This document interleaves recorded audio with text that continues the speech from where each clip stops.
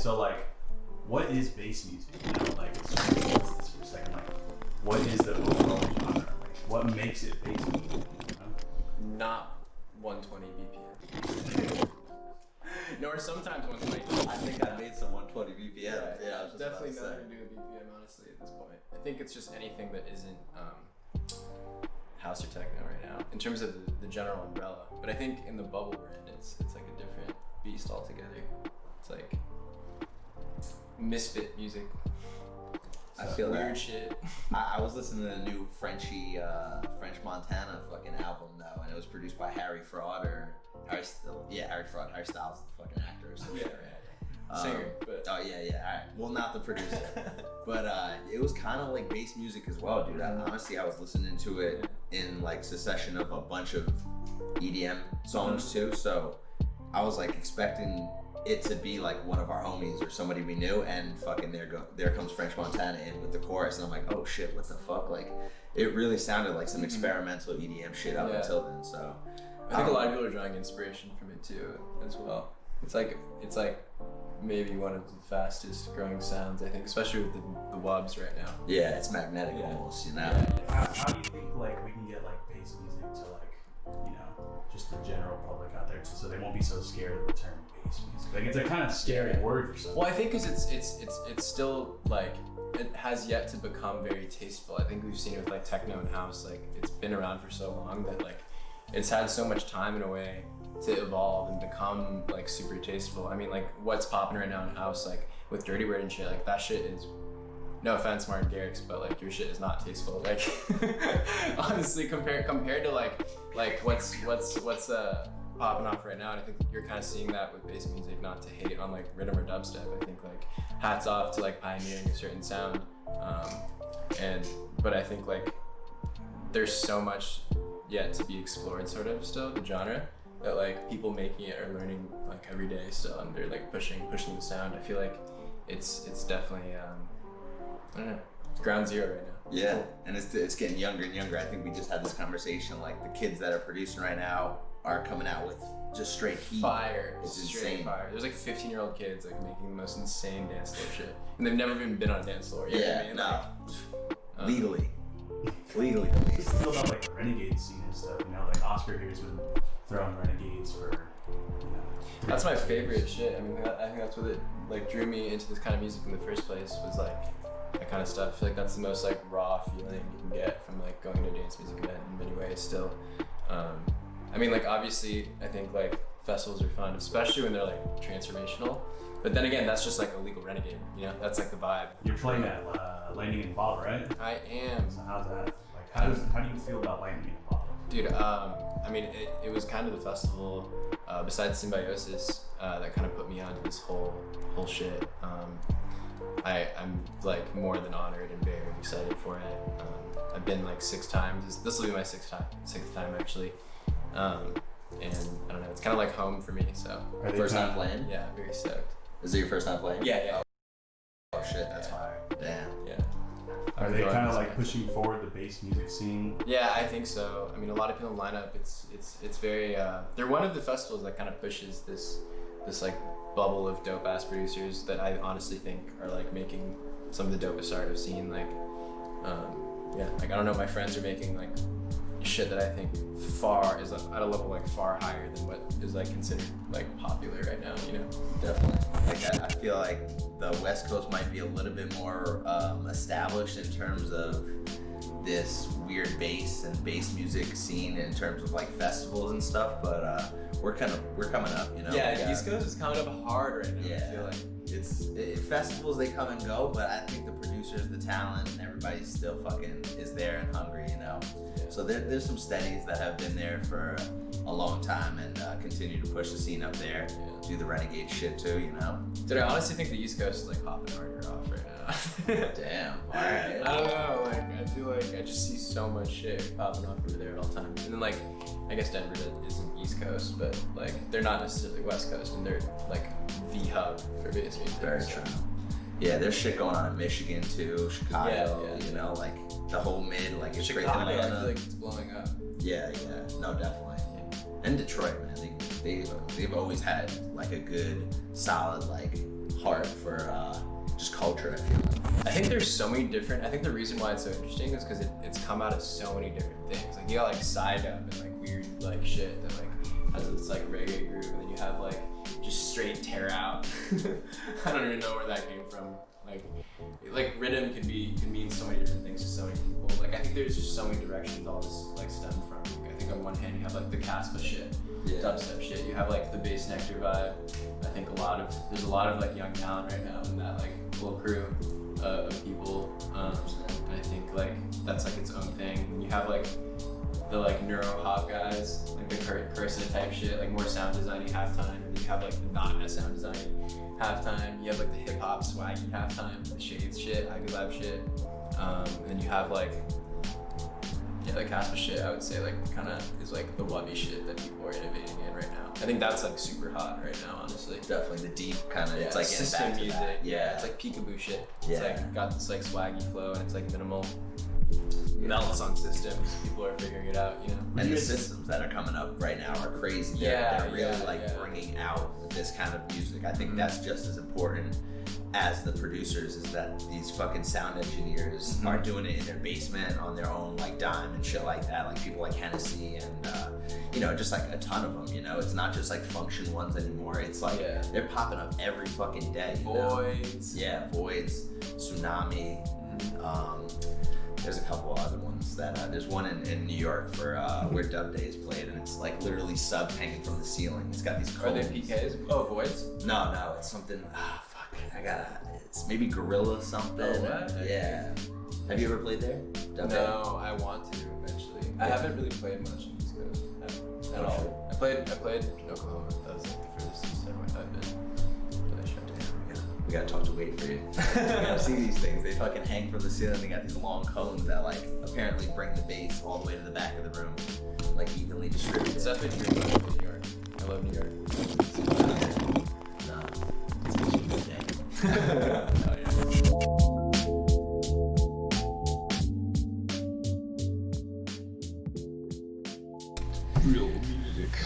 Real music. You heard him back there. Everybody, welcome to another beat and greet. I think that was the first time we had such an official intro for our guest. And our guest deserves such an official intro. A connoisseur of sorts. No mids. He declared it last week. No mids shall be had this week. I didn't say no mids. Hey, shh. Shh from back there. He said no mids, all right? Until proven otherwise. But that interview was from a show we played a little bit ago, and I think it's a good talking point to bring up.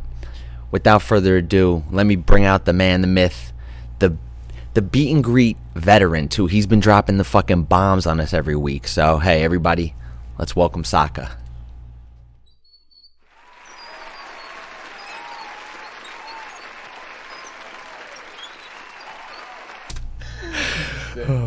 Hi. Hey. Hello, everyone. Hey, Eric. It's me. Eric Joseph. It's me, Eric Joseph. You want to just steal my last name too? I'll give you my social right here.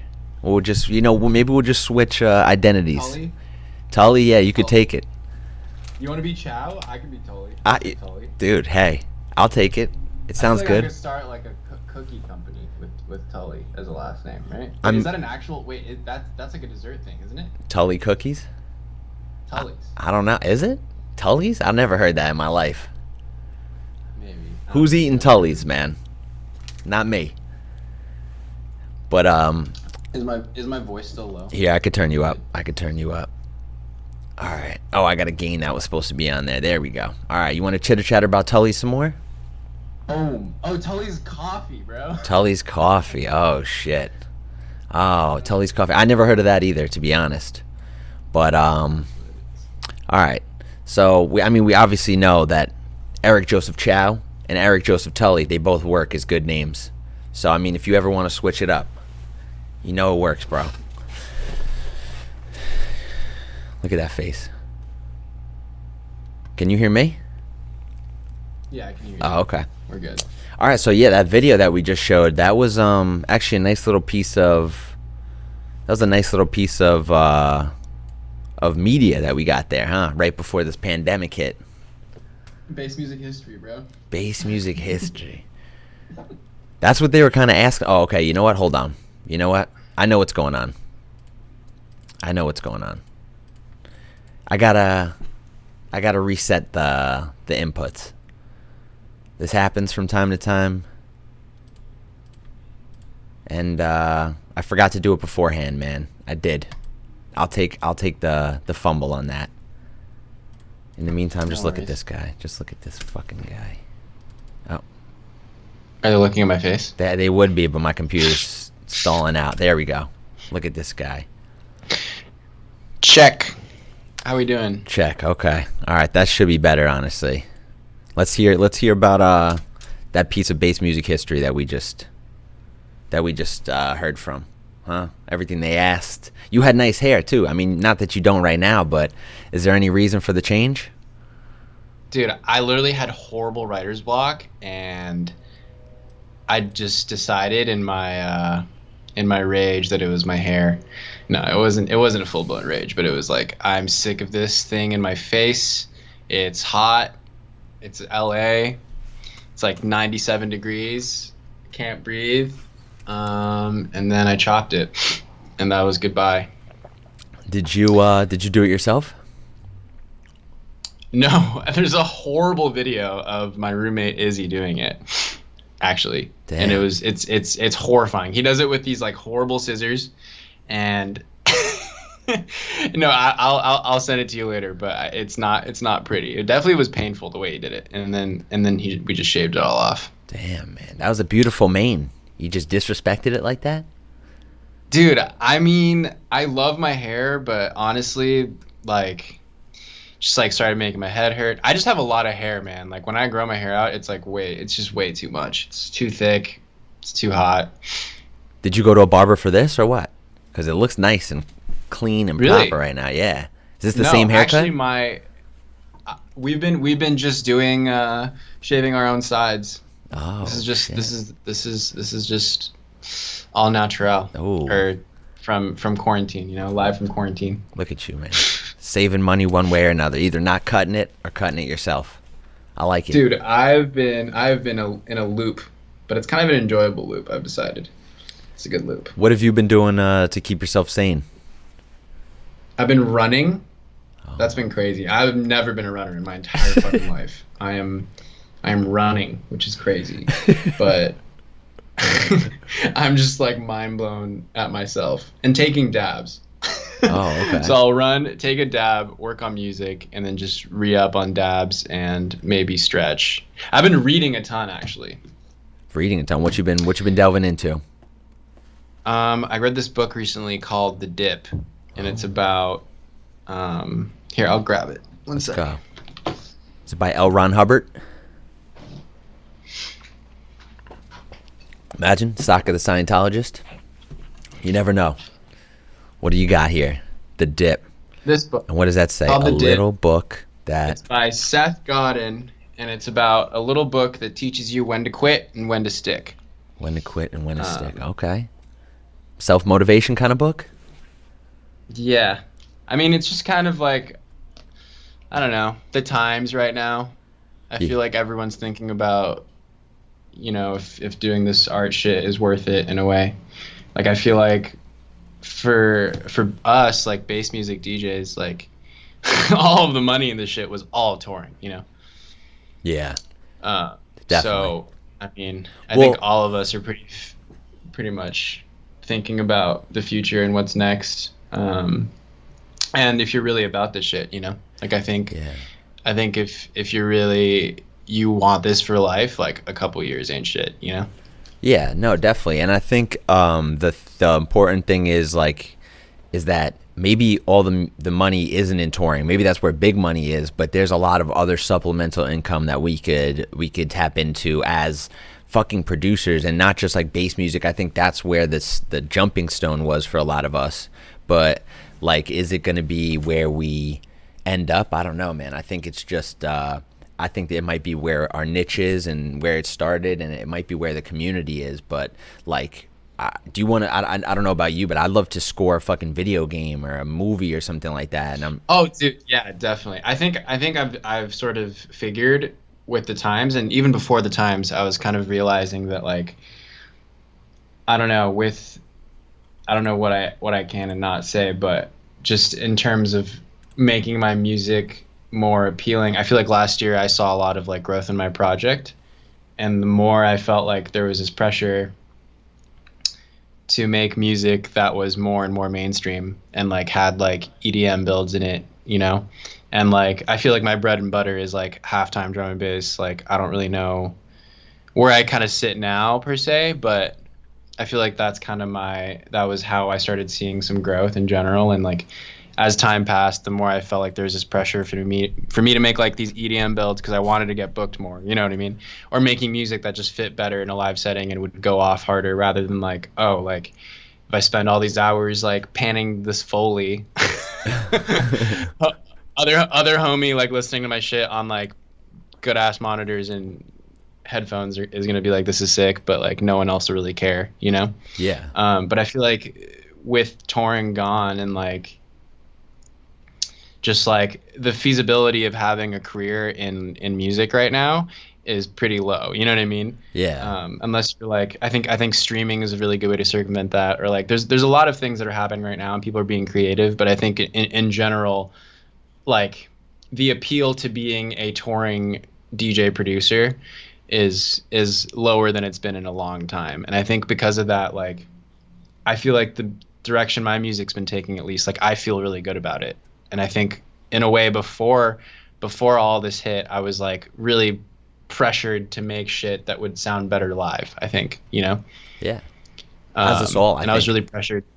Yeah, it was I was really pressured to make shit for what people liked, you know what I mean? Instead, now I feel like it's more of like I have literally nothing else and I'm just gonna fucking make music that I think is sick. And it feels really authentic and good, and I don't know if I would have gotten there without these horrible things happening where we now can't really tour. Yeah, no, absolutely. It makes you take like a step inward almost, and like the music kind of reflects that, and you think it kind of it's having an effect on the way you are releasing music too, because I know you're planning on releasing an EP, and that's something that's kind of not out of character, but I think the natural progression of a career, you know. And it's so crazy that your sound is where it is when there's not even like a full body of work out there. It's just singles, which isn't a bad thing, but like it sounds so elevated. But do you think it happened at the right time? Like, would you have wished to have put an EP out like then, or do you think now having all this time to like really have a really like reflect you, have your work reflect you, you think it's just better that it waited this long? I feel like you honestly don't really like, and correct me if I'm wrong if you disagree, but like I feel like you really start growing artistically when you actually have a project and you start releasing music. Because I feel like the whole time I was producing without Saka or without this project, I don't really know what I was trying to do. You know what I mean? Yeah. Like I wasn't writing with any intention. I was just kind of like, I'm just making bangers. And even for the first 2 years I think I had, or the year and a half that I had Saka as a project, I was like writing in a vacuum. You know what I mean? Like all the singles I've put out, and I said this in a tweet the other day, and I felt kind of pretentious saying it, but honestly, like I feel like an EP or like an extended body work that you take seriously is so different than like a SoundCloud banger, you know? Yeah, no, 100%. That's why I think this is like an important time period of this like not just genre, but of art in general, you know, like the dark Renaissance periods of time is always when the best shit kind of comes out. And I think it's also like cleansing a lot of these like artists too that we hold to that standard, who might like have gotten away with shit in the past, like just not even in a abusive way, but just like that's this guy, we'll accept a level of mediocrity from certain people, you know, even though they are the highest of that caliber. And it's like, I don't know if we could do that anymore now. We really have to take a look and be like, who do we want to support with all this shit through and through, you know? And it's making you either work hard or take a step back, I think, you know? Yeah, like I feel like even before this, when touring was a thing, for better or for worse, like bass music was kind of like in this like flex zone, like, you know what I mean? Like I feel like all of bass music, you can attest to this, is kind of like people who are touring, it's sort of like high school. Like everyone kind of knows each other, everyone knows what's kind of the vibe, and in a sense it's like who put out the heaviest, sickest banger on SoundCloud most recently, and based off of that, that's how like touring was working and how people would get booked and shit. Like I don't have to sit here and name names, but I think in general, like for a while it was just like between all of us, really, it's like who could put the hottest tune out on SoundCloud that's just a single that goes off in the club, you know? Yeah. And I feel like, which served the purpose then, you know, like right, clearly. yeah, which is totally its own thing, and there is an art in making a fucking banger. You know what I mean? Yeah. There is an art to the way you organize basically low end information to make people make bass faces. You know what I mean? For sure. But I think, like, I don't know. It's sort of nice that I'm just trying to find the silver lining in all of this, I suppose. And I think especially with the times as it is, like I've just have done way more introspection. And I feel like if you're a DJ or a producer right now, like there's no way you're not being introspective right now. You know what I mean? Absolutely. And you're like an artist. thinking really deeply about, yeah, especially with like everything going on right now. I think a lot of like the allegations and shit. Like I feel like as male DJs right now, like everyone is doing like heavy introspection on like how they can, I don't know, not to bring up heavy shit, but like in general, like I think everyone needs to really think about where and how they're acting in like live music situations and just in general with like the culture throughout. Absolutely. I don't know if I'm making any sense, but and now it's moving past that too, even with like business, you know, and for the longest time you heard things like, you know, the record industry and the music industry and I don't know, being in this for such a long time, you kind of realize that the industry side of it is the shady side. It kind of what makes things go round and stuff, but it's just a lot of that kind of abuse where it's like, oh, work for free or work for press or work for less than you know you're worth because of I read it in the Mimi Page thing. It was the bass nectar effect, he called it, and I read that and cringed, but at the same time you do know what they're talking about. Like there's these bigger artists who use their platform to you could change your life. They could change somebody's life, and they use that in a sense to get like interns of the music world, you know, like to get these unpaid, uncredited, labored fucking people, you know, and it's you know, that's just it. We've all kind of grown to be like, that's just the way the business is, but I think now we have to be like, all right, it's kind of outdated.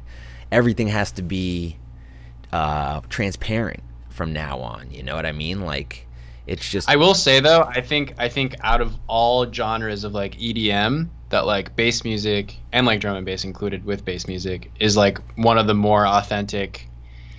Like most of my friends in bass music, like they don't give a fuck who you are, you know what I mean? Like they're gonna treat you the same no matter what. Like, I mean, obviously it's not everyone in the scene, but I think compared to like even house or techno or like mainstream EDM especially, like the way people navigate, like being around people who have clout, that shit is not dope. Like I don't know, like bass music, there's this like punk rock sort of like ethos to it, I think, where we hate that shit. You know what I mean? Like that's true.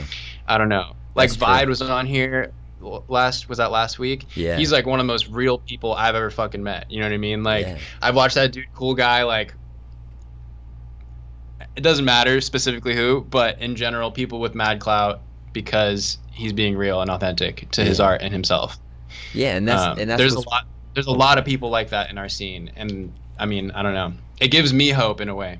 Yeah, and at the same time, there's also like people hiding behind that too, you know, like hiding behind the punk rock aspect of that too, and being like, oh, That's you know, I'm against it as well. But it's like, all right, we see you. It could get tainted, but I feel you. As of now, I think maybe that's why this shit hurts so much, is because these are the first few incidents in our kind of like small little scene anyway, you know. So to see it be tainted already at such like a small early stages, we're like, all right, it's either got to be a turning point, or this is where, it affects us negatively as a culture. And I think a lot of people are putting it on their own back to not let that happen, be like, no, we're here for the good shit, Mm-hmm. And yeah, I don't know, like G Jones is pretty good about it. There's a couple others that just have been pretty prominent players in the scene of just being good guys,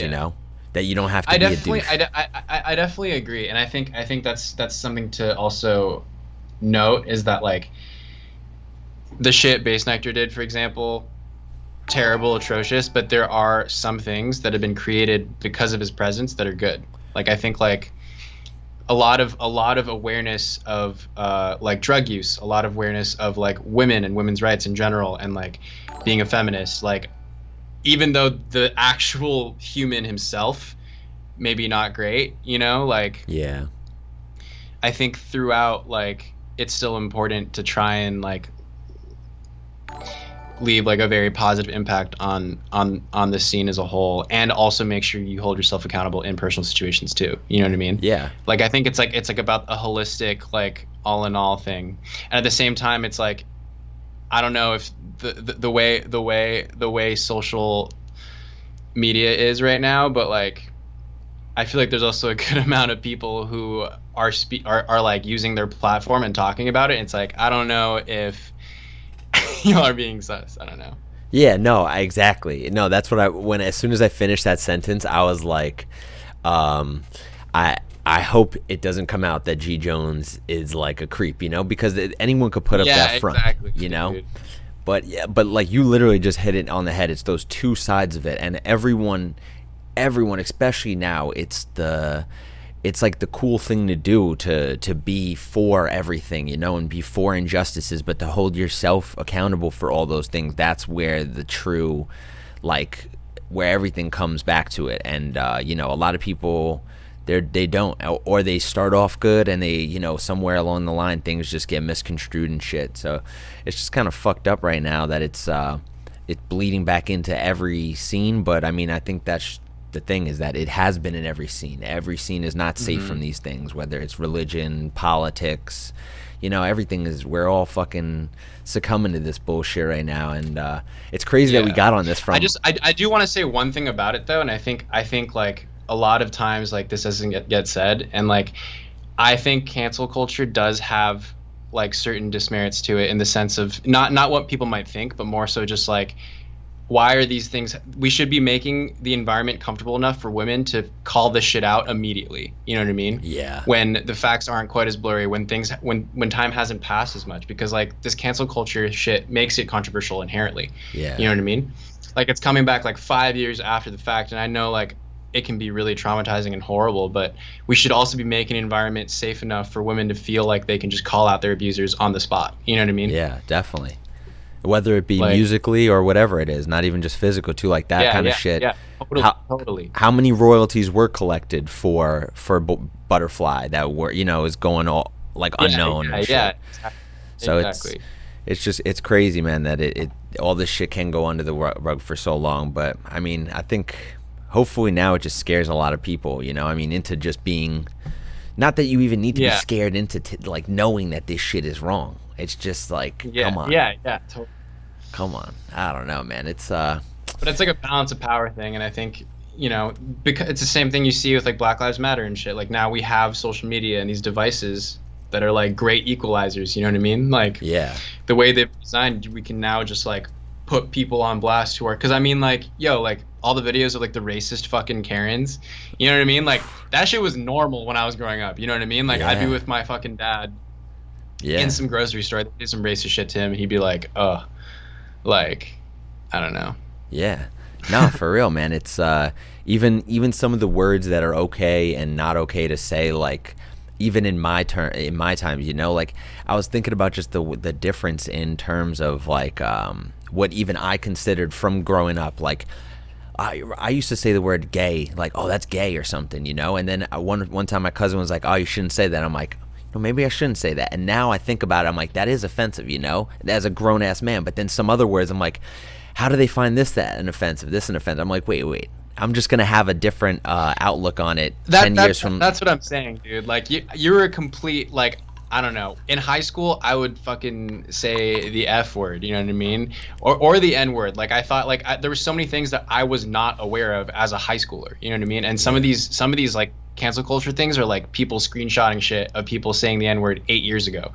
It's like, bro, when I was 8 years ago, I was so ignorant. Like, I don't know, like holding people accountable for like shit they did that's horrible, that's one thing. Holding people accountable for their tweets, that's like, yeah, right, like I don't know about that whole Kevin Hart shit when he, you know, when it just like made him not even be able to host the Oscars or some shit. And it's like, all right, I mean, are we going after the real shit, you know, or we're just going crazy with it too, you know? And I mean, that was a long time ago, but you know, it seems to be like an equalizer. There's some that are just, maybe they're teetering on the line, and others that definitely deserve to be just like. It's hard to say though, you know what I mean? Because social media is also one of the worst. Like, opening Twitter, oh my god, that is just instant bad decision for mental health. Nah, for real.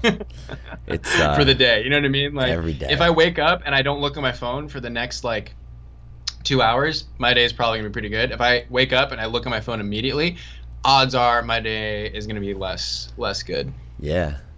No, for real. It's like an overwhelming amount of negative stuff right now. Sometimes I'll see a funny ass video, but most of the time it's like, oh god, oh man, just like not even the shit that needs to be changed, just shit that I'm like, oh man, do I need to know about this guy doing this guy, oh god, bro, another one. Where's Dr. Disrespect? But yeah, I did see, can we uncancel people? That's a good question too, man. Like, you know, who knows, dude? I feel like some of these people do kind of just, is cancel even really a thing? Because like Louis C.K. just came back too. He just slowly came back. Like, I mean, is MJ canceled? You know, like what is canceled? You know what I mean? I feel like people are still streaming. What's his name? R. How Kelly. the fuck does anyone get reach anymore? Oh, sorry. I thought you were done. No. What was this one? It disappeared before I could see it. How the fuck does anyone get fucking reach anymore? On Twitter better than Facebook. I don't know, man. You know, it's actually it's not that bad. Just don't be a douche, I guess. You know, some things can get misconstrued, but if that's the worst of your problems, then that's not. I think there's two ways to go about growth in art and in general throughout with the advent of social media. I think quickly we've seen the industry change from being about how good your music is, full stop, to how good your branding is, sort of, to now this thing where it's like you have to be good at social media to be seeing like good growth right now. But I think that the third option of being like good on social media, that shit does not last at all. I don't think. Like one of the things that I learned from like one of my best friends, something, his DJ name, I don't know if you guys know him. I think most of you do. I think he's like a legend in the scene in some ways. But he was always like, yeah, don't blow up. You just never want to fucking blow up. You don't ever want to blow up. Like, blowing up is exactly how you stop growing. You know what I mean? Yeah. Like, I feel like there's a long road where you consistently put out good music and you just fucking chill and you keep doing it and you patiently get to the top. You know what I mean? Like, if you look at G Jones, that motherfucker has been in the scene for a minute. You know what I mean? Mm-hmm. Like, a lot of people who are big names now have been in the scene. Like, not everyone is like even 1788L, people think he's like this branded like music industry project, and it's like, realistically speaking, man has been in the game for like 10 years. Stonewall Claxon, you know what I mean? Like, and nobody gave a shit, and then he figured something out. Like, in general, like, everyone is just on their own path, you know what I mean? And I think, like, all in all, a viral tweet is not really gonna like mean you're gonna have consistent like you know what I mean? Like, it might give you some followers. Yeah. For a little bit, but I think all in all, like, you have to make a product that people can understand and feel something from, you know? And I think, like, if you keep doing it and you fucking just, like, I don't think it's about like that one song. Like, I remember, like, I had this one tune, Demon Eater, back in 2018. It was the first song I ever had that popped off. Like, I've been releasing music all summer, dropping these tunes on my page, and people always go back to my oldest song and they see that song and they're like, oh, yeah, you immediately like dropped your first tune and it ran 20K on SoundCloud, and it's like, no. Like I dropped like 9 tunes before that had like 400 plays and no one gave a shit.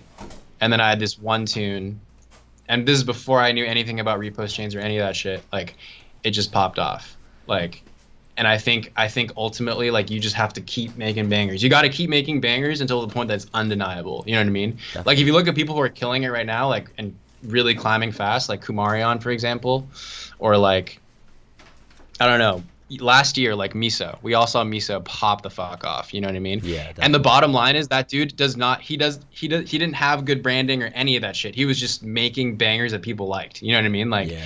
as much as like people, I think, hate on that, like, man was just writing good fucking tunes and they were popping off.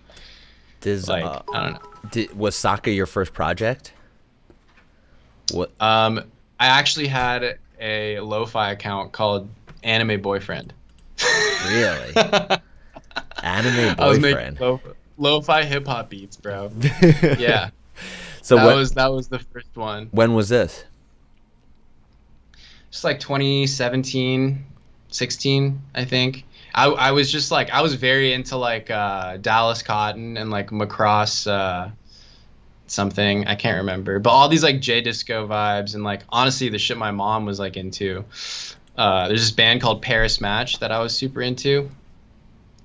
I don't know. I was really into like this like weird Japanese disco / like lo-fi hip hop vibe.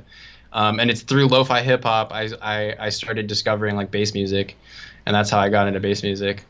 So did you like use? I'm sure. I mean, because I started off with like house music too, and it's not necessarily what it doesn't have an influence in what I make today, but I mean, I'm sure there's still remnants of some aspects of it. Do you feel like it's helped like your tunes now, your kind of vibe now?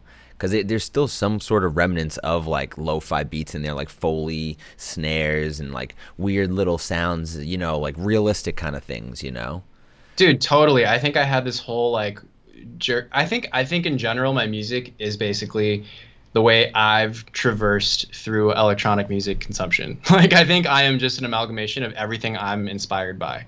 And I feel like every tune I write is just like a snapshot into what I'm most inspired by at the time that I write the tune. Yeah. No, so I don't know if that makes any sense. No, 100% it makes sense. Yeah, it's like I think that's all of our projects. You know, I talked to Vide last week and also Swarm, and you know he comes from like a metal background. You could clearly tell that in his tunes and stuff, and even. I mean, I'm sure we all come from a little bit of a metal, whether we could hear it or not in our tunes, you know? Like, I think Vide does, too, and just a classical sense. Do you come from, like, some other kind of musical background? Like, do you play piano? I actually played saxophone growing up, like, since I was, like, 4. What? You still play? When I first, yeah, mostly to jam and, like, just have fun, but, it was very funny. I came very full circle with EDM, I think. When I first discovered electronic music, it was through like Porter Robinson and like Worlds. And then through that, somehow I stumbled onto like Pretty Lights and like Grismatic, like Grizz and Grammatic, like just glitch hop shit, late night radio. Yeah. I'm trying to get back to that. And so when I first started discovering like bass music, I was like, it was like full circle because it was a completely other direction. So I started off liking glitch hop, was like, damn, I'm trying to be like Masego and play sax on my beats, and then got really into house music, and I went through this whole period of time where I was like obsessed with fucking everything Dirty Bird. Then I got really into techno, like Patrice Baumel type shit, and then like departed that because I was just like, you know what, fuck it, I'm just gonna make lo-fi hip hop and chill. Like, and then through that, lived with this guy Zane, Indigo Beck, and I'd never really heard like really experimental crazy shit before, and he put me on to like all these like Courteous Fam people, like Saruda. For a good like 2 months, we just like fucking get stoned as hell, crack a couple whippets, and just blast Saruta in our basement for like two months, like straight, just courteous fam shit. And that just like launched me deep into bass music, and from there I didn't really look back. So what kind of influence like do you like now? Is it mostly the people that you surround yourself with? Like do you still live with them? No, we're not living together anymore. As of like a couple weeks ago. Okay. But we're still fucking best friends. We still talk all the time. But he has like in the last like living with him over quarantine for like 3 months taught me so fucking much about like writing hits, dude. That dude has like an ear for like the way he phrases his basses and like all of his melodic content and ideas. That dude just like churns out hits, bro. Like, I don't know. He knows exactly like what people want to hear and what he wants to hear too. But like he knows how to make it so that everyone can understand it. I think that's the craziest thing he can do. Like he can make a beat out of like literally this, and that's the joke, right? Like I'm sure you guys have seen the meme with like the cymatics Foley thing, like but basically like you could be knocking on the table and you make a whole beat out of it. That's like the whole style, like tiny lo-fi trap sort of, or not lo-fi but just trap. Yeah, no, he has that minimalistic kind of style towards his beats. Like I feel like it's like I don't want to say like a S-Fam or something too, but they're just fucking driving sub basses and then like not too much going on top of it, but still enough to be like, what the fuck is this, like fucking clinking of shit or something, you know? It's like always some random shit. But it's funny because it's so different from like the way I think us living together was dope because A, we're really good friends, but B, also like we just have such different approaches to producing, you know what I mean? Like I feel like CJ was very intentional. Everything he did was like linear. It was like, okay, like I have the build, I have the intro, I got the drone going on, I'm gonna layer shit on top of it, and then I'm gonna have my drop, you know what I mean? Yeah. It was very like he has like a very deep background in like being a jazz pianist and shit. So he thinks about it from a very like structure perspective of arrangement, you know what I mean? And I feel like I just like make these like 30-minute resamples of just bullshit sounds through like whatever I'm deciding to resample through that day, and then I like try to construct all these like messes of just like crazy layers and shit. But he really taught me to like dumb my shit down, you know what I mean? I feel like in general, like I would have like 8 motifs going at once. Like I would have like a fill doing one groove and then the bass patch doing another groove, and I just like leave it in the project, and he'd be like, no, delete everything. And then there would be like one sound there, and it'd sound fucking crazy compared to my like 27 instances of shit going on, you know? Wow. And I think, I don't know, I'm super excited to share all of my new shit with you guys. Like all the things I have out, I feel like are just like so behind what I'm capable of. Not to like, I feel like everyone thinks that, you know what I mean? But like, I really feel like this is a different chapter for me. I mean, I feel like all of my tunes still are me, especially like Lucent, which is my more new release, and my track with Invective as well. But like outside of that, I feel like I'm on some different shit. I don't know. Yeah, no, you say simple too. Like you say your dude has helped you simplify it, and I'm like, dude, simple is not what comes to mind when I think of your tunes, you know? There's like 100 different tunes, and even like white noise gets layered in there as like an effect and stuff too, but it still somehow sounds simple, but simple is just not what comes to mind when I'm thinking of it, you know? There's like a lot of atmospheric vibes going on, and they all somehow like blend in with each other though. Like is that kind of what the vibe you're going for with the EP is too, or is this like what is it, a storyscape, like a conceptual kind of album? Like what are you going for? Yeah, it's definitely more like storytelling more than anything else. I think I'm kind of past the point of where I'm like trying to figure out I don't know. I feel like all of my music now it just comes out of a place of me imagining like a story instead of like writing a banger. Like I feel like I used to think about my tunes differently. Like it would be kind of like, all right, I'm gonna do this here, and I'm gonna make a cool bass patch happen on this. And it's more of like now I'm like just doing shit that sounds good and fits the story that's coming to mind. Like I'm super inspired by like Hayao Miyazaki, and very inspired by like anime heroines in general, from like Ghost in the Shell to like, I don't know, just a lot of different anime movies in which it's like a female heroine. I don't know why I'm so into like their stories so much more, but all that shit is motivated. Like Princess Mononoke, one of my biggest inspirations of all time. What is that and from? in general, like this. Where is she from? Sorry. She's from Princess Mononoke. It's this like Miyazaki movie. But in general, like this whole EP I'm writing, it's called Slipstream. It's coming out in September. But essentially, it's about this like girl from like feudal era Japan / China / like weird cyberpunk Asian place, and she gets ported into like the future of America, like 2200. And she gets like all these experiments done on her, and it's about her escape and like her whole journey through that. I don't know. I'm very into like cyberpunk shit and like world building, and that's like the vibe I'm trying to go for now with all of my new music, I think. Is there anything in particular that this EP like is saying, like, or is the story in hand? Like, are you writing a story in your head that you have pictured, or is it accompanied to this particular anime? Well, okay, it's not about Princess Mononoke specifically, but it's like it's about this own like story I was just talking about that I invented in my own head. And there's art here. I'll send you the art for it, and then you can put it up and show people. Yes, sir. But exclusive. Yeah, maybe it's not all finalized just yet, but this is just a real quick peep ski. Okay, where are you sending it on? I'll Discord it to you. Okay. Maybe. Word. Yeah, that works. That works perfect. Damn, yes, sir. Okay. Maybe you have such a affinity towards these anime heroines because you were an anime boyfriend, man. You're just looking for your. Yeah, I think that is sort of the reason why. Here, okay, I got you. Okay. Or here, I'll just send it on Skype. Okay. Sorry. Sure, no problem.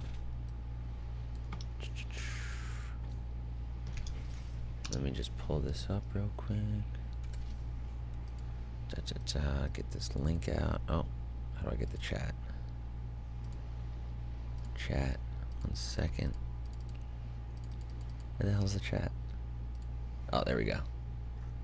Saka Slipstream. Bam. Oh, shit, man. This looks crazy. Okay, so let me pull this up on, here we go. I could do it this way, or I could show it like here.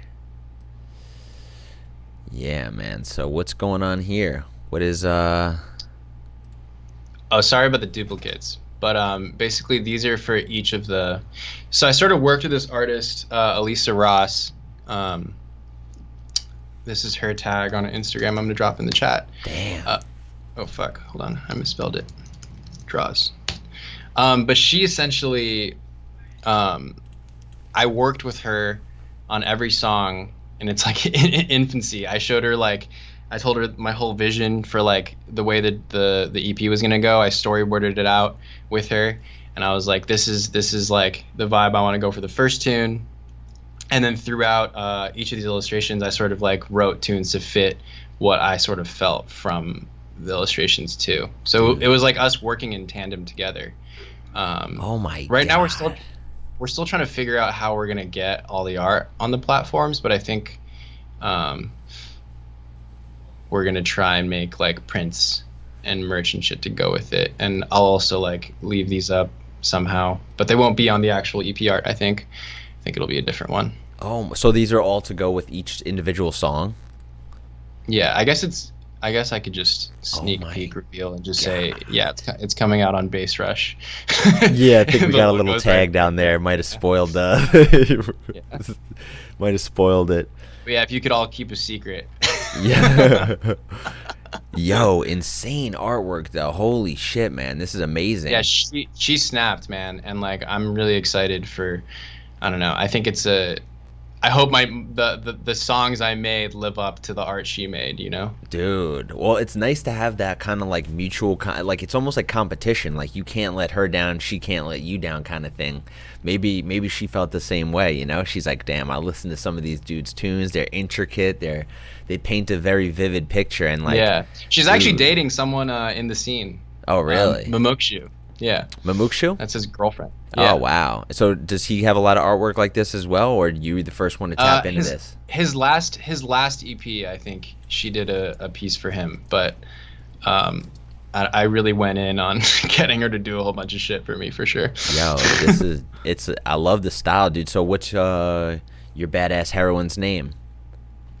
Minako is the name that I was going for, and it comes from like when I was a kid. I used to read this, like, dude, I was such a weird child, honestly, but I used to be obsessed with Naruto, and there was this one fucking fan fiction I read when I was like 12 or like 11 maybe, and the main heroine in it was Minako, and I don't know, I was really into that name for some reason. Say and it that's one more her time. name. I'm just gonna type it. Okay, yeah, yeah. No, dude, this is, oh my god, I'm blown away by the artwork and everything. I can't wait to listen to that. I was originally gonna try and like write like a whole like short story about it, but I feel like that's like too on the nose, you know? Like I want people to listen to the actual music. Yo, I don't know, man. That's amazing, dog. Who does? I think Cursa has that with his Bandcamp or something. Like it has like little stories or something. That's fucking sick. Yeah, of like what he's. Yeah, it's kind of cool. Maybe I'm not thinking of. Maybe I'm thinking of the wrong person, but I feel you in a way that you want your music to paint that picture. You know, sometimes that's why I don't explain like EPs and stuff too, because I'm just like, I'd rather have people draw their own conclusions. Yeah, exactly. I want it to be like a little more abstract, because I have like a very specific story in mind, but I almost want to let like the art breathe for itself and see if people can like figure it out, you know? Damn, bro. No, that's gas, yo. Well, even the pictures help in a certain type of in a way, you know, they set the vibe of, maybe if you go back even after and do it, let people fucking draw their own conclusion, and then just after have this is what I thought of. But yo, that's dude, bro, hats off, man. I love that kind of aspect of music making, where it's multifaceted, you know? It's not just the music, it's a whole vision in it. Do your singles have the same kind of thing, or is this just album exclusive? I think my singles did that oh, you mean like art wise, or like when I wrote like a whole story to it? Everything. Yeah. Did your singles have like, did you I mean, I guess you said no, you I don't intentions. think I thought about my singles. I mean, they're less like, I mean, sort of like the way I feel like Frequent wrote like Tom's Battery with Copycat. That was sort of just like a meme, like one instance of storytelling. I don't know, and it's not really storytelling. It was just like I don't know, not to like throw like shade on my own tunes, but like I wrote hand cannon just being like, what would a hand cannon sound like? And I was just like, oh, this would be fucking hilarious if I just had like a 16th note like sub note going the whole time. Like, I don't know. I mean, that's kind of ridiculous, but it is still intention. You know what I mean? Like that is a song that had thought put into it. You know, like when I was writing my last track I just put out, Bane, with Invective, we literally just like, we thought this one vocal sample from like Bane Elemental, this hero in Dota 2, sounded funny, so we just like used it throughout the entire tune, and we just called it Bane. Dude. You know, like I feel like a lot of the singles are kind of just like more of these silly ideas that I come up with, but it's still surrounding some sort of I don't know, I try to have like meaning behind my shit for the most part still, even if it's like a banger that's a throwaway. You know? Or a joke, you know, like what does this sound like? Yeah, you right, you know, it's kind of like Do It Live track that Aaron wrote, Vector and Black Carl wrote. Yeah, it goes so hard though. That one goes so hard too. So fucking, it's like, am I actually? Am I hearing Bill O'Reilly's fucking voice at fucking 4 a.m. at a festival right now? And loving it. Yeah, exactly. Nah, man, it's I think that sometimes not taking yourself so seriously helps too, though. You know, it's just, we take ourselves seriously enough, a little too seriously sometimes, you know.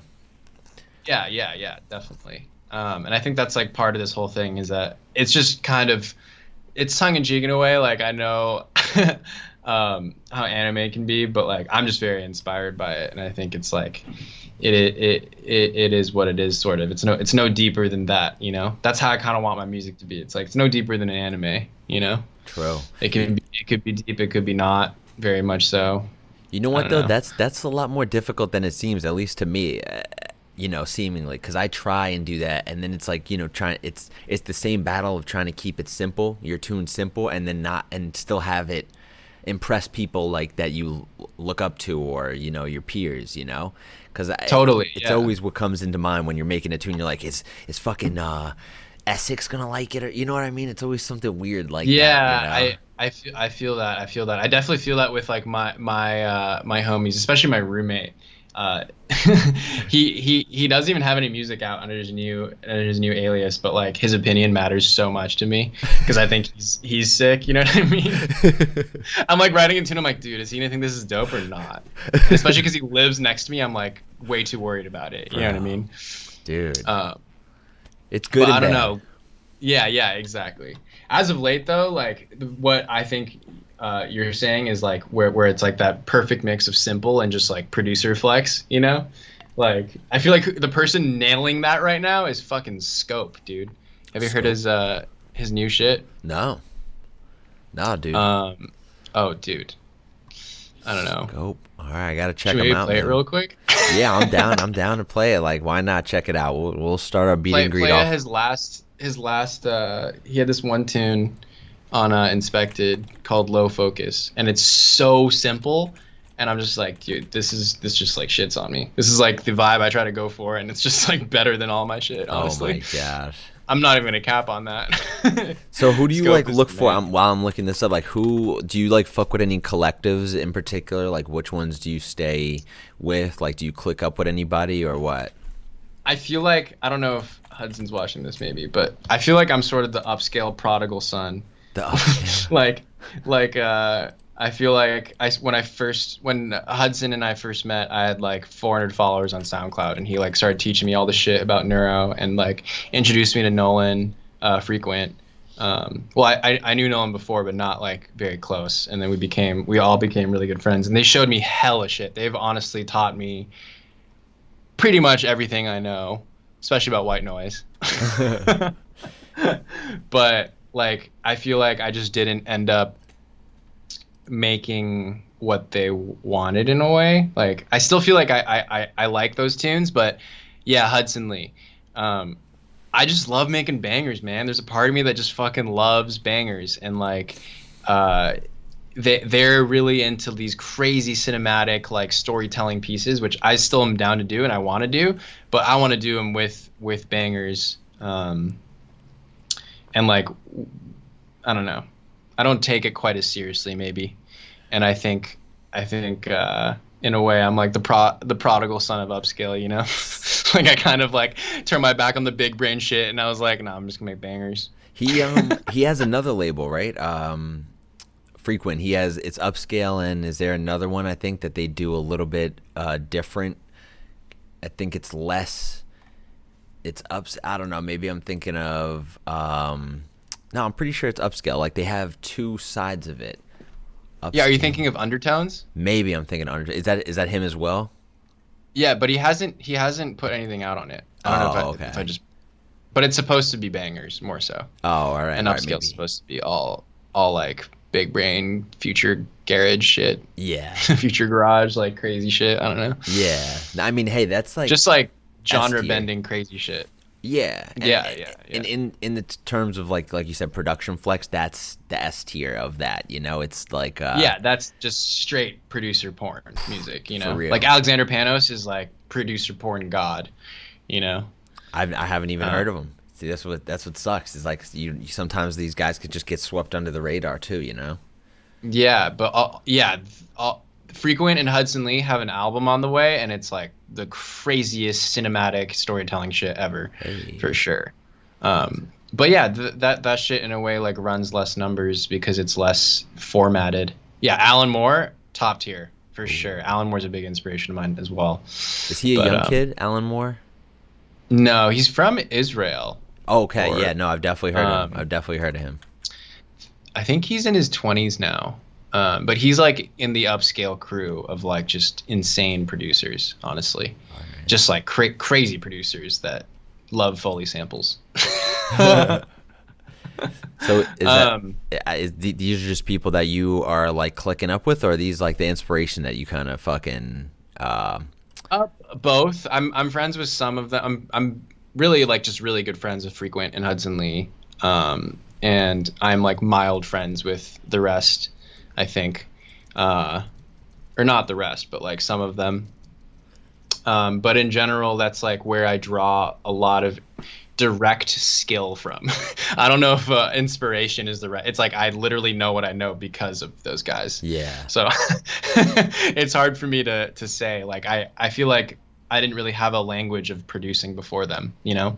Like I feel like before them I sort of just relied on samples and like my ear, and like just coming up with random patches that I thought were sick. But like the whole lexicon of which I've now navigated music is because of like learning from those dudes, for sure. I think like specifically in like the way I design sounds, like in general, is just all framed from that. So I don't know if I can say it's like inspired as much as just like direct skill giving.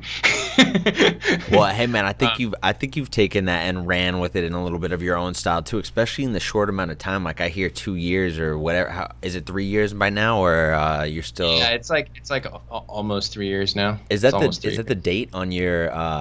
There's like a yeah. date. That was the day. That was the day.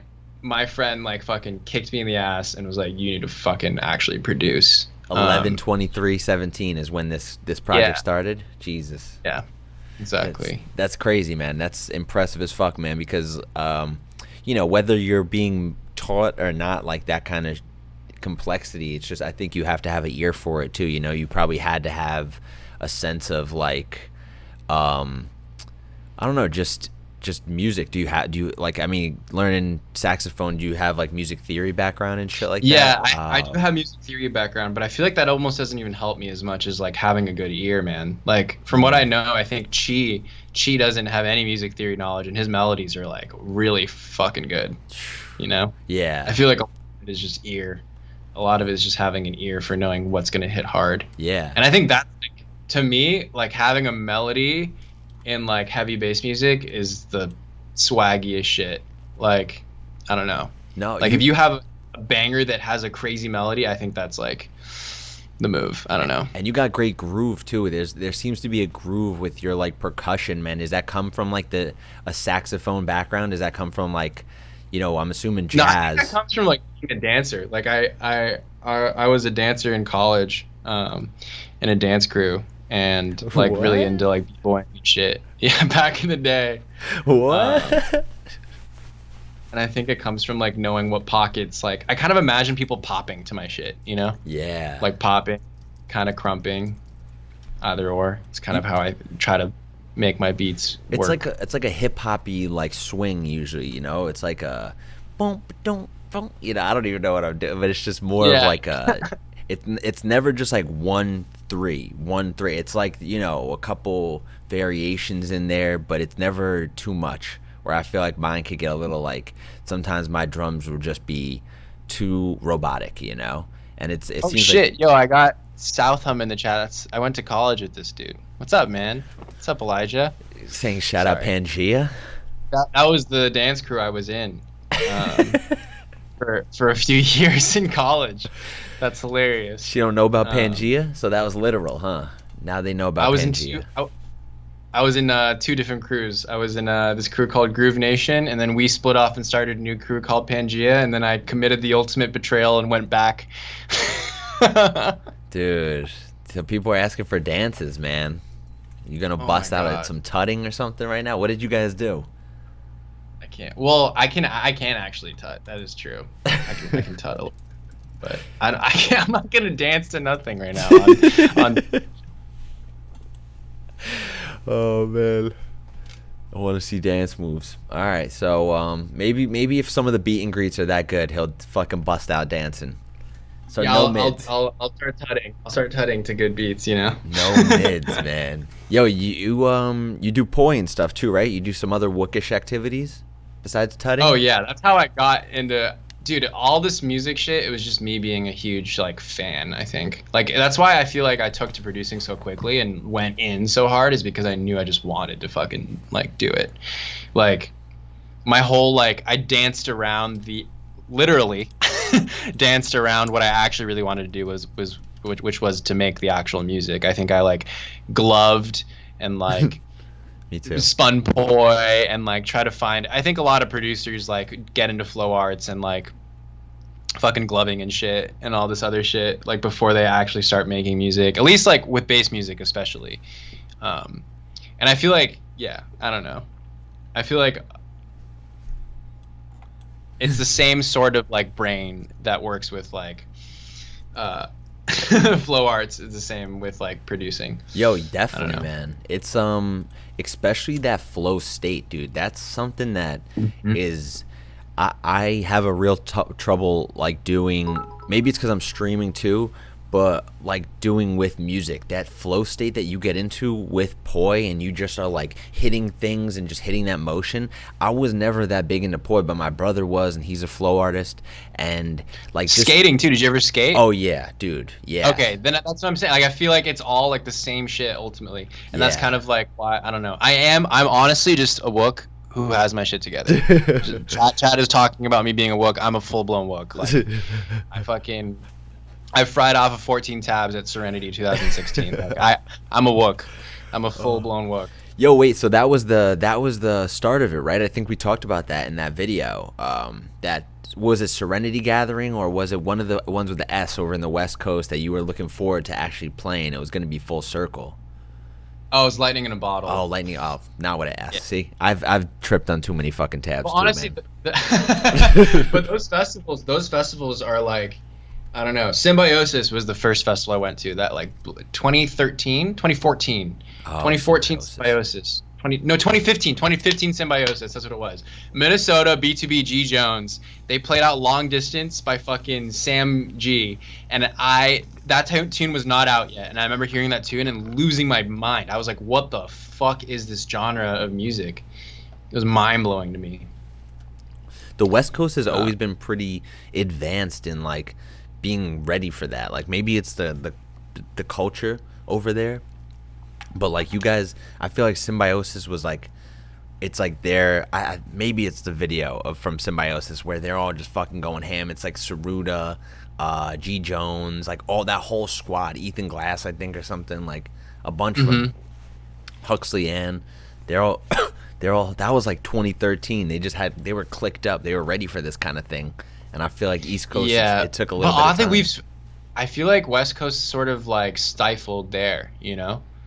Like, I feel like we kind of just, like, stayed around the same, I don't know. And then, like, the East Coast is kind of murking us. Like, if I was thinking, like, pre-touring, like, the people who were killing it were, like, from Chicago and shit, and, like, Denver and, like, East Coast in general. And if you think about the Slugwife boys, they weren't from here, you know? Damn. No, I feel like West Coast talent has been kind of low-key, like, besides Lost Dogs, and, like, Lost Dogs isn't even just West Coast, it's East Coast, too, you know? Yeah. Like, besides Lost Dogs on the West Coast, there wasn't that much new, like, not that many up-and-comers, you know? Yeah. No, you're right, actually. Like, I'm trying to think, even Wormhole's kind of taking a little bit of time off. They still got, like, their heavy hitters. You're coming out of there, dude. Like, you got your fucking talent, but, you know, in terms of, like, shining and putting the scene on, like, you know, just full-fledged, I think now it might even be, like, an collective effort, you know, where it's everybody doing it. Maybe this was, it just fucking got everyone back to square one too, you know. Yeah. Well, I don't know, maybe I don't know. I just remember before all this shit, like Easy Bake Boys, for example, on the East Coast were just dunking shows. You know what I mean? Like y'all seemed like you had a good circuit going. You know what I mean? Like, that's true. Like, yeah, I don't know. All y'all were like growing a lot and like playing a ton of shows. I feel like the East Coast was just where it was like popping off a little bit. The West Coast has sort of just like stayed the same for a while. Yeah. But it's also like a matter of time, bro. I don't know. Like, I think when these things come back, hopefully, like, like I think our scene in general is just growing. Yeah. Especially It's kinda- now. Even now. It's kind of like what happened with Tech House, you know? Like we saw like Dirty Bird and like Fisher blow up. I feel like that's gonna happen with like our shit, you know? Yeah. With like G Jones and Shades at the top or some shit, you know? Yeah, hopefully it just continues to age well. Like I think a lot of this music will too.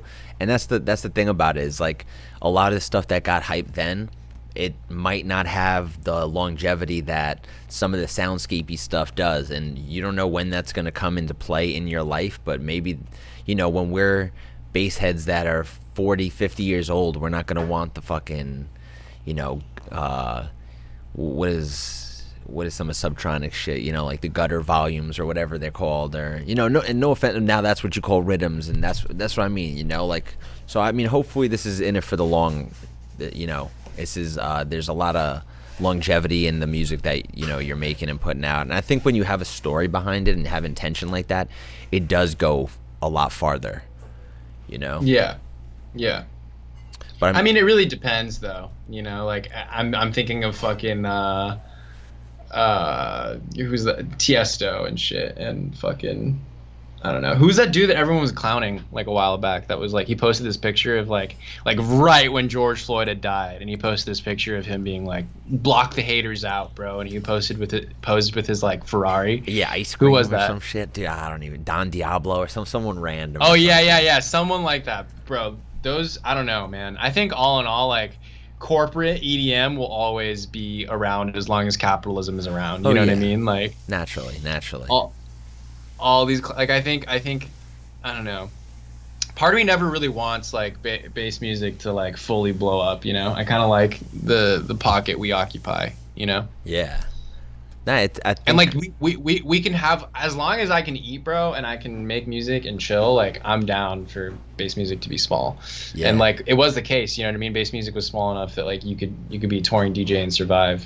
Yeah. And like, I don't know, like never have to like do mainstream shit. Yeah. No, I mean, and that's what's cool about this too, is it's kind of showing us that like, all right, there is a couple other ways we can supplement this whole thing, whether it be Twitch or, you know, I saw a lot of people doing Ableton lessons, and that's going to inspire a whole new wave of music too. Like just the amount of knowledge that's being passed around right now is going to be crazy for the future of this thing. You know, we're not even seeing that right now. The ripples that this is going to have on people that are just sitting inside right now, and a lot of the people that dude, even people who are tunes, like in their teens are making the craziest shit, bro. Like, real. I don't know. What is this guy? Like Scheme is like fucking 17 or 16. What about this Invective guy is 16. too? Navictive, the guy that you just worked with. Yeah, yeah, they're like 16. Are you kidding me? No. That tune is insane. What the hell, man? How do They you did even link most- up with a 16-year-old like this? Just through music? Yeah, well, we're in the same sort of like Discord chat, along with like Nick P and like Molochai's in there, I think, and like Ryan Vide's in there, and they're in there as well. Scheme's in there. It's a bunch of neuro people. You guys just like share information back and forth, or what kind of Discord? Just game?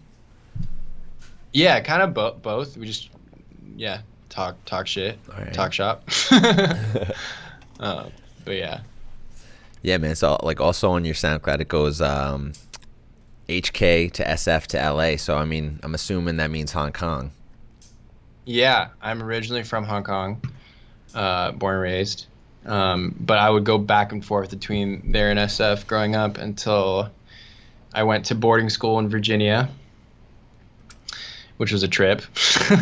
And then I went to college out here in LA, ended back up in San Francisco for a couple years working a corporate job. And then just this spring sort of got to the point where I could quit my job and do music. And then coronavirus hit. So here we are. Damn. So what have you been doing in the meantime? You've been finding ways to fucking keep up, or like what you? Yeah, I know you I've just been moved doing into a new spot, right? projects. Yeah, I've been trying to figure it out, but part of me is like, I don't know. I'm trying to figure out what to do over the next 6 to 8 months. Right now, I'm sort of chilling off of savings and like just figuring it out as I go day to day, doing like little projects here and there, lessons, but yeah, I don't know. I think worst case scenario, if shows don't come back by like summer next year, I'd probably move back in with the rents for a little bit, recoup, and then maybe try and find work again in the tech sphere while I still do Saka. Like, I'm never giving up on music, you know? Yeah. But just like financially. Do you think it would always be Saka, or it could change? Like you just had Anime Boyfriend was a past thing. You think maybe if it changes with style? I mean, no, I think I'm gonna keep the Saka project forever, or not forever, but like until I feel like, all right, it's time to like retire Saka. You know what I mean? But I think I'll definitely always be making music. I have other projects that I would like to do in the future. But right now, Saka is definitely my bread and butter, my focus point. And I feel like there's a lot of years in Saka until I have to like be tired of it, you know? Yeah. Like, I feel like the vibe I'm going for is something I'll be happy with in 10 years. So, what does Saka mean? Does it have a meaning, or? Dude, it literally is just my nickname from when I used to fire spin in the Bay Area. Like, people just called me that because I had his haircut. Fucking South Hum, Elijah will attest to the fact that I had that haircut, and fire spinner friends of mine called me that. Wait, who is Saka? He's the dude from Avatar, The Last Airbender. Oh shit! Okay. I had his haircut. Sorry, I should have elaborated. But you know, with fire spinning comes the fire bending jokes, you know. Yeah. And then it wasn't too long before people just called me Saka because I had the same haircut. And it was funny because I thought for like the night that I like decided I'd produce, I remember like stewing over names, and I'd Silksmith for a while. I thought I was going to be that for like that week. And then I kept switching it around, and I was like, dude, like, what am I going to name myself? I thought maybe like Karna or something, like all these like stupid names I made up. And I was just like, fuck it. I'll just respell Saka because people call me that anyway. And then. Oh, how do you spell this? Oh, sorry. Well, his name is spelled Sokka in the series, and I was just like, you know what? I'm just gonna change it around, and make it readable, and then I just totally changed it. Yeah, because I googled Saka, and it was let me show you here. It was The soccer player. Yep. Yes, sir. This guy. This dude. This guy is gonna fuck me for search engine optimization for the longest time. Like, I swear to God. This dude's he was trending on Twitter, and people were texting me like, yo, are you trending on Twitter? And I was like, nah, I'm definitely not. It's just his last name too, right? No one could say it's for Bukayo Saka. That's pretty fire. Bukayo, bro. Bukayo. That's a pretty fire name, I'm not going to lie. It is a good Saka. name. I at the time of me searching Saka, when I named myself that a couple years ago, he was still a teenager. So... like, if you look up how old he is, I'm pretty sure he's 18. Like, how old is this dude? Let me see. Bukayo Saka. So he's going to be around for a while. Born... yeah, this dude's 18. September So 3 5th. years ago, when I started Saka, he was not a professional soccer player. Oh, my God. 2001. He was born. That doesn't even sound like somebody who should be a professional soccer player, but... So, if you think about it, he might be named Saka, but I'm the original Saka. True. Yeah, I don't know, actually. That's his last name, so... But if you think about it... in 2001, he might have had that one. When I first Googled Saka, he was 15 years old, so he wasn't as relevant in November of 2017. All right. You know, but at some point along the line, when I was at 800 SoundCloud followers, homie pulled up and got signed to Arsenal, and that was that, you know? Man. The rest Dude, was imagine how, like, Rez feels. This is what I've been thinking about. Like, Rez with one Z. Think about how he feels that, like, Rez pulled up and within 2 years is, like, fucking Rez with 2 Zs. You know what I mean? Like, Dude. You're probably getting all the time my comments of being like, oh, like, you're just a fucking Rez rip. And it's like, dude, I have had this name. Dude, he's had it for so long. But in this case, it is his last name, so I will give him that. You know what I mean? He didn't decide on... He wasn't a DJ calling himself Saka. At least I don't know if it would be copyrighted then. Do people go through copyrighting their own last names? Like if it was another band or something, like there's like 4 other Brightsides. Because I'm trying to figure out I'm in the midst of trying to like figure out what's good with copywriting / like making my name an LLC, because my management was saying I got to figure that out. Yeah. Me too. Before things come back, sort of. But I've been like worried about that since it's an actual person's last name. Dude. I mean, maybe that'll be in the clear then. Who knows? Yeah, we'll see. I think if I could, I think it's more of like a domain thing. Like I could register it for performing arts and music, you know? Oh, yeah. And it would different thing than like him as a soccer player, you know, as long as the band called that, which I don't think there is. There's a Vietnamese singer called Saka something, but she's a full name, you know. Is that her name too, man? Are you just stealing people's full identities right over here? I swear it's just a respelling, bro. Damn. It was just a respell. Poor Sakas. Watch out. Any Poor Sakas. Any natural born Sakas. He's coming for you. But dude, all right, man. I think that's a bunch of my questions. Does anyone else in here have any questions for the man, the myth, the legend right over here? Eric Joseph? But we got 1, 2, 3, 4. Okay, we got a couple ones today. Couple been sliding in here as we went live. So we could just get starting and go back to the questions in a little bit if you'd like. Yeah, I kind of do need to pee. All right, yeah. Hey, man. I don't know what's kosher, but yeah. I'm gonna go pee. Real quick. All right, I'll load up the song and everything.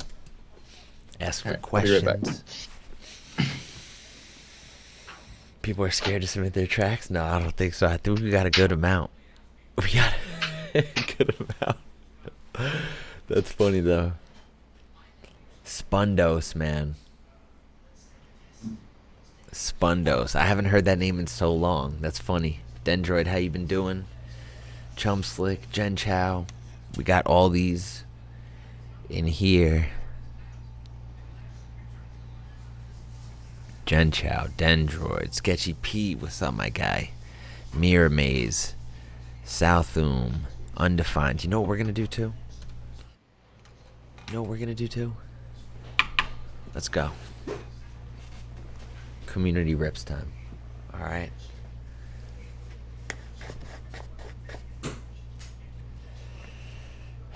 Draining the main vein. Wow. I haven't heard anybody say that in so long. But yeah, you know what? We got a fucking pre-podcast ritual now. I'm not even gonna lie. You see, shaved, took a shower, shit, pissed, did it all, man, because we don't want to interrupt anymore. We're learning what to do, what not to do. And pooping. Make sure you gotta poop. Yo, I stepped into the hot box, bro. Yo, you did, bro. You did. Riding. We're gonna seize this opportunity. And cheers to Saka. Cheers, boys and girls, and every other gender identity. Yes, sir. Look at you. Cancel proof. Cancel proof. Cancel proof. All right, so the first one we got up is Elevate. Do we have Elevate in here? LOV. Elevate. You know, Is that after the engine? The V8? after the? Wait, say that again. Oh, LOV8. Yeah. Yeah, yes, sir. All right, he is in here. Nice. All You right, know, he says. I feel like we're gonna have to go right back to the hot box anyway. So I'm gonna start this Dude, up. I nailed it. I was right. Sorry. Let's go. Let's go. All right, so should we start this up, boss? Same time? Yeah, let's do it. 1, 2, 3. Here we go.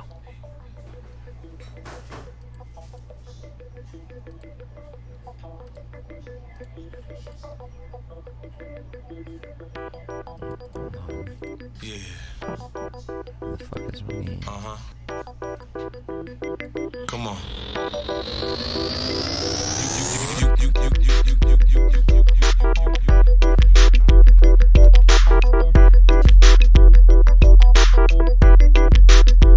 You can have it.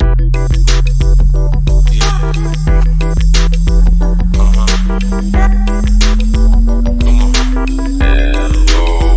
You can have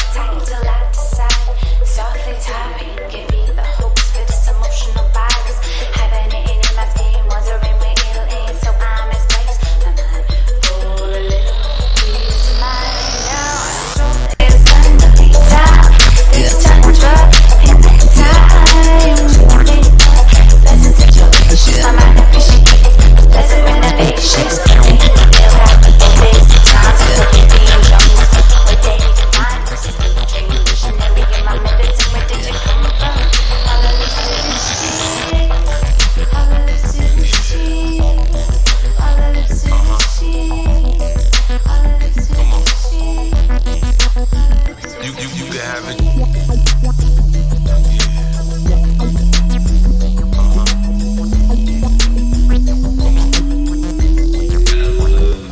You can have it. Yeah. Come on.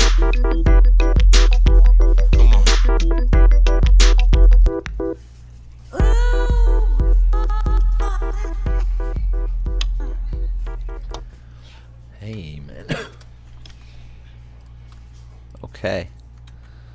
Fucking elevate, dude. Yo. Yo, Can you hear me? Yes, sir. Yes, sir. Nice. I think your audio for some reason randomly shared towards the end of that tune, but Oh, shit. it's all good. I think we're good now. Okay. All right. Let me know. So, all right. You know what? If anything, I won't share. 1 second. Here, I got that. Boom. There we go. You can still hear me, right? Mm-hmm. Okay. All right. Elevate. Fuck yeah, dude. Different kind of fucking tune, man. And it seems like you have a collaborator. Is that the singer or what? Because that's pretty fire. I don't know if it's somebody who helped you on the collaborate on the beats or what, but I love you outsourcing, man. Yes, sir. The singer. That's dope. Because that was one of my favorite parts of the tune too. Besides the clean ass bass, bro. That was just a nice clean sub bass. You know, simple. I don't know what else is there to say about It was that. very well mixed. Yeah. Very well mixed, for sure. Yeah, man. And is that a 50 Cent sample? But yeah, you got any maybe mix tips or something? I had to finick with my audio, so I might not be the best judge. during that one. Honestly, mix sound wise, that was fucking pretty clean. I think I maybe turned the drums up in general. But that beat really reminded me of like some shit you'd hear like walking back at a festival. You know what I mean? Like someone with a Renegade setup blasting music, then that would be the song that'd be playing. And people would be, I don't know, I can imagine it right now, like on the way back from the festival near the campgrounds. Like a setup, like by an RV, people like eating quesadillas. You know what I'm saying? Yes, dude, I called it. I always have a generator and speakers throwing down sets. Yes. Perfect, I fucking man. called it, bro.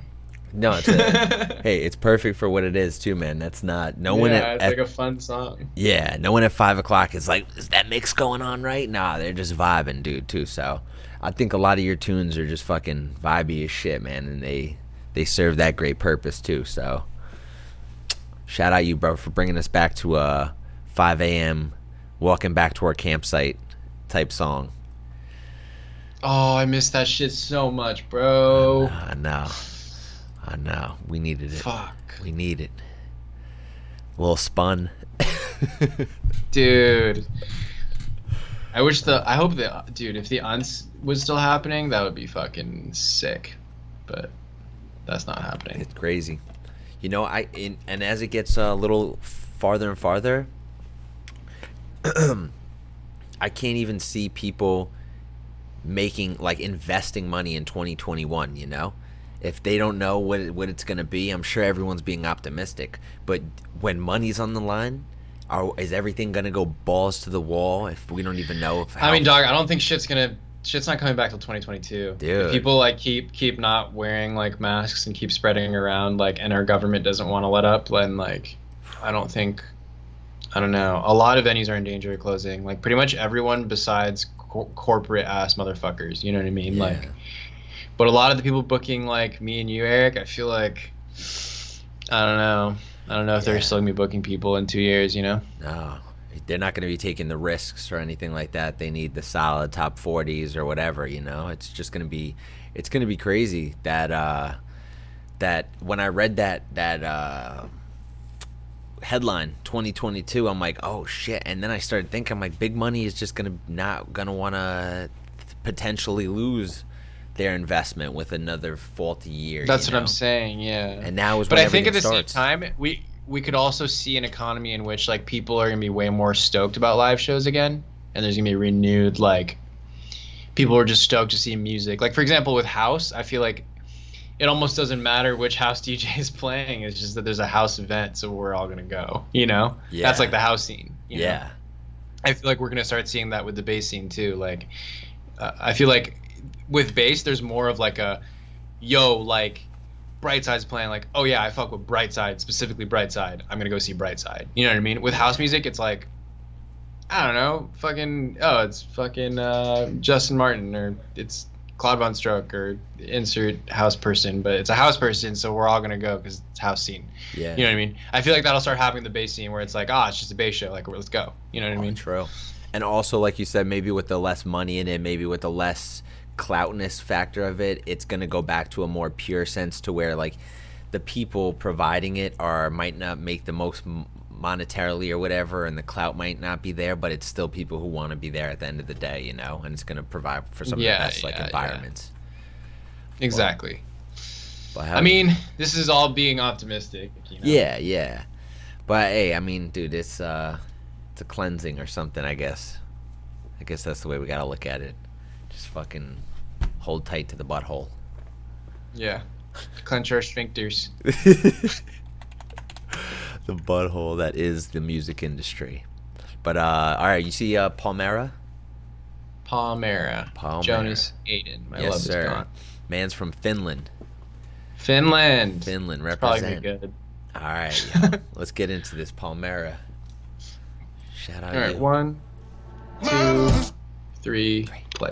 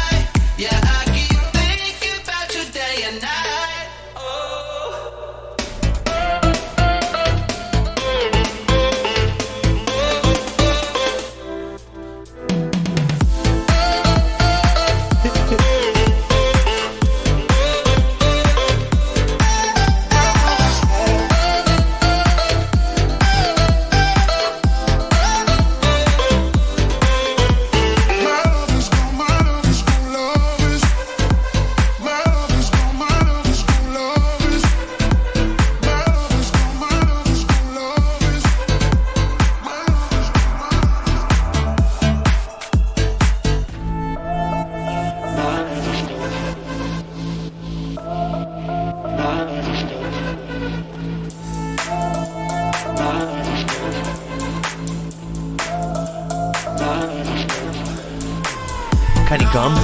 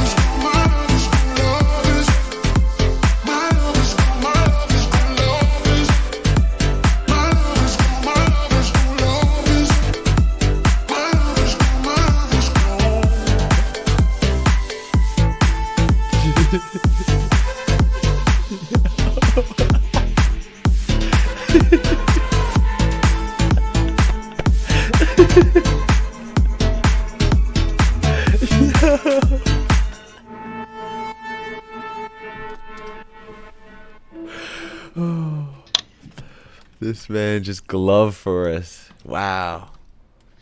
A first. Yo, that was killer, bro. Tutting for us, man. All right, we got a taste of That it. took me back to the Sahara tent, bro. Damn. 2013, baby. Let's go. Coachella. Yo, what is that for what was your high school experience with raving? This 100%. Like this kind of music, like Dead Mouse, and just kind of It was like getting out of high school too, so I wasn't that early, but it was like right when I turned like 18, and I think it was the last year of high school, and it was just fucking, yeah, I don't know, man. This shuffling, learn to shuffle, yeah, gloving, gloving for sure. What is this? Those glasses, definitely glasses that I didn't need to be wearing, you know. Who is that fucking person that I was like, the magician? Is that a person? Like back in like 2014 SoundCloud? The magician? I don't know. Elefante? Sure. It's this whole vibe. I don't know. When was this? 2014 you said? That might have been just when I was focused on yeah, the magician, house producer. Yeah. House producing. No, I never heard of him. Oh, Spring Awakening, dude. It was over. It was over. You know what I like though is that's why I still love house music though. I could fucking just get down with any type of house music, you know, just a nice mix of some house. Like, house is perfect dance music. Yeah. Honestly, this is my belief. Four on the Floor is like the perfect dance music, like dance just for people to just move to and feel like they're dancing and not think about it. It's like the perfect dance music, you know what I mean? Like that's why it does so well in club settings especially. It's it's almost like tribal is the good way to put it too, because it's just like fucking you just get lost in it, man. You could just go just zone out, dude, and next thing you know it's 5 hours. That's why there's 24-hour sets.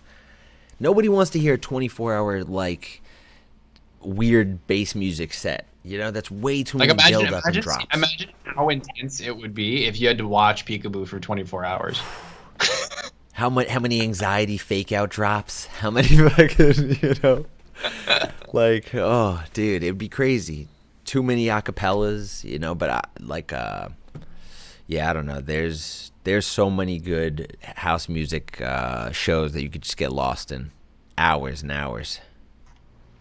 At the same time, though, I think it's just it's just different from like bass music, you know.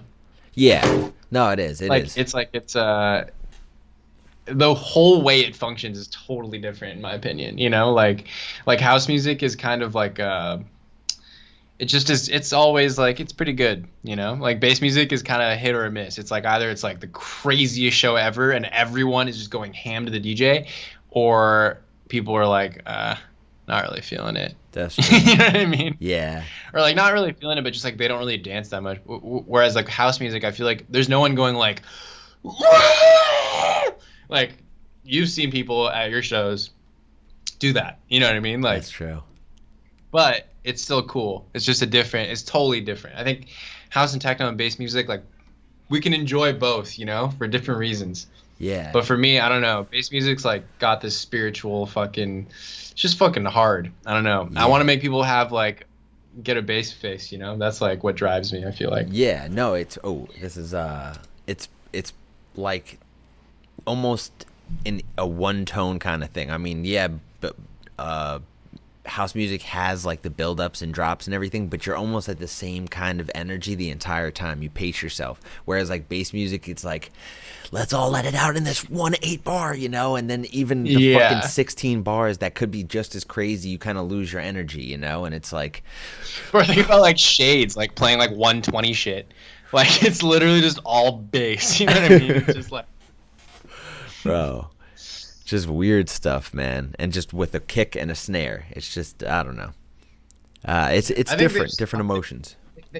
They accomplish different things, you know. I don't know. I still think like techno is it can be so emotional still. So I don't know if I really am nailing it when I say that bass is more like emotionally provocative, but like I don't know. It's just like different contexts, you know. At a festival, I'm trying to fucking see some bass music in like the woods. I don't that's like. True. I want bass music in my face. Yeah. Hey, I could go for that. I could go for whatever. Honestly, I'm not stingy around anything. I could go for house music at a fucking festival too. I go for anything at a festival. I go for anything right now live. Just yeah. Give me anything. Some Kenny Chesney. I'll take on some Hennessy sound systems. I don't really care at this point, bro. Just give me the bass. Hit me with the bass. Yo, we got Optic up next though, and he definitely got some bass if you want to get into some shit. I need to hit up a dude. Down tempo tipper is the reason why I'm a human. Dude, there was this ridiculous thing at Symbiosis 2015 where he was one of the fucking headliners. He was one of the people on the bill who was he was up there as one of the headliners, and for some reason on the actual schedule he was just not on there. You could not find him on there at all. And then everyone just somehow spread the word that the Tipper Sunrise set was the last day of the festival, and for some reason people just figured out that it was Tipper, like morning set. I don't know, but that dude's whole branding, his music, like everything about it, it's crazy. It is. But, it's almost like an anomaly though, because if you try to recreate it and be like that, it's almost like it's not even what he intended, you know. That's why I don't know. I can't stand like the clones of anything, like G Jones clones, Tipper clones, like Lost Dog clones. I don't know, like any clone is just like, I don't know. Yeah. Even myself, like I've written a couple of tracks that I was like super inspired by Chi with, and dude, I honestly cringe. Like I'm trying to find my own shit, you know? Yeah. That's the tip I'm on now. Nah, that's true. I mean, but you gotta, pick and choose. Sometimes it's nice being inspired by like certain people and trying to replicate that. Because whenever I do, I never even get close. I wanted to make it something almost different, like a half step different. Yeah, but that's the internal. That's your muscles, of creative kicking and being like, oh, I'm gonna do something different here. You know what I mean? Oh, true. It's like at which point you decide to stop doing the same exact thing. Like for a while, like I heard like the fucking Rattlesnake White Noise thing. And like honestly, there's still a track on the EP coming out that has that thing, but like in general, I'm trying not to do that as much because I feel like, Culprit might have started it, but like Chi kind of owns it now. I feel like doing it is just like, it's not my sound to take. I can come up with cooler sounds. True. There's other things you can do with white noise. At least you recognize the bar, though. I think that's important too. You recognize where the bar is, and like in terms of where you want your sound to be. You're like, all right, at least this guy does it this way. I'm gonna do it this way. Like some people, even myself, I get lost in that too. I think that's some of the scary things. You're like, where do I even fall as an artist? What is inspiring me these days? And that's tough to find. Totally. I mean, at the end of the day, I still think you can be obviously we're going to be inspired by like musicians all the time. And I think it's just most important that you take inspiration from shit outside of your realm, Yeah. Like, but even then, like things that are adjacent to your realm even, or even taking certain elements that you like, but then making it your own, Yeah. I think that's like, I don't know, the least cringe way to be inspired by people, Yeah, is by like mixing with your other inspirations and other things. Yeah. Yeah, like you were talking about anime, and dude, the last, and that's why what my mixtape was Death Note, is because I was literally watching that as I was writing that, and like one of my songs is Bless Your Dead Heart because that's an episode of Castlevania, and I was watching that one too, and I'm just like these little things that inspire me, and it's crazy enough, it's been anime. I think for a lot of us, I think we share that. I'm not even a big anime fan, but it's just the little things that I have tapped in on. They have made me channel these certain emotions, maybe, or ideas, Yeah, it's like the aesthetic of like this. I don't know, the aesthetic of anime, and also the aesthetic of like the way bass music works. It's of a similar like, I don't know, Weebs Are Us. Yeah, he's nailed it. What's Weebs Are Us? We're weebs, bro. Weebs are us. We're weebs. Weebs All are right, us. Sketchy Pete. All right, he has a way with words, man. Sketchy Pete. But yeah, bro. What besides anime? Do you have any other inspirations? Anything else like my mom? Hey. Fucking, I don't know, woman of my life. Hey. Like not romantically per se. Actually, yeah, it's definitely true as well, romantically as well. But like my sisters, I don't know, people who like anime and that Japanese kawaii culture. What if you're Japanese and you grew up on anime and you still like anime? Does that still make you a weeb? That's my question. That's true. I guess it still does. I think you're still a weeb, right? Yeah, but at what point does it become cultural? Like, what would a Jamaican person who has dreads and smoke weed be? He's not a weeb because he's a Rastafari. Like, that's his culture. Whatever the weeb version of that would be. Like it's ingrained in certain people. Isn't it? What is a weeb? Like just a white dude? Yeah, I think that the typical image is like a very like nerdy white dude like wearing a Naruto headband, you know? Like that's the classic weeb vibe, you know? Oh man. Dictionary Did defines your as crush give you attention on non-Japanese. Instagram today? Yes, my crush actually did give me attention on Instagram today. After I tweeted that. I don't think she read the tweet either. I subtweeted her and then she hit me up on Instagram. You put that out into the universe. Only things you want back, bro. You wanted your crush Exactly. to hit you up, baby. Yeah, and it happened. Let's go. If I whine about it enough, it'll. All right, should we play this song by Yeah, Aptic? we got Aptic. Yes, sir.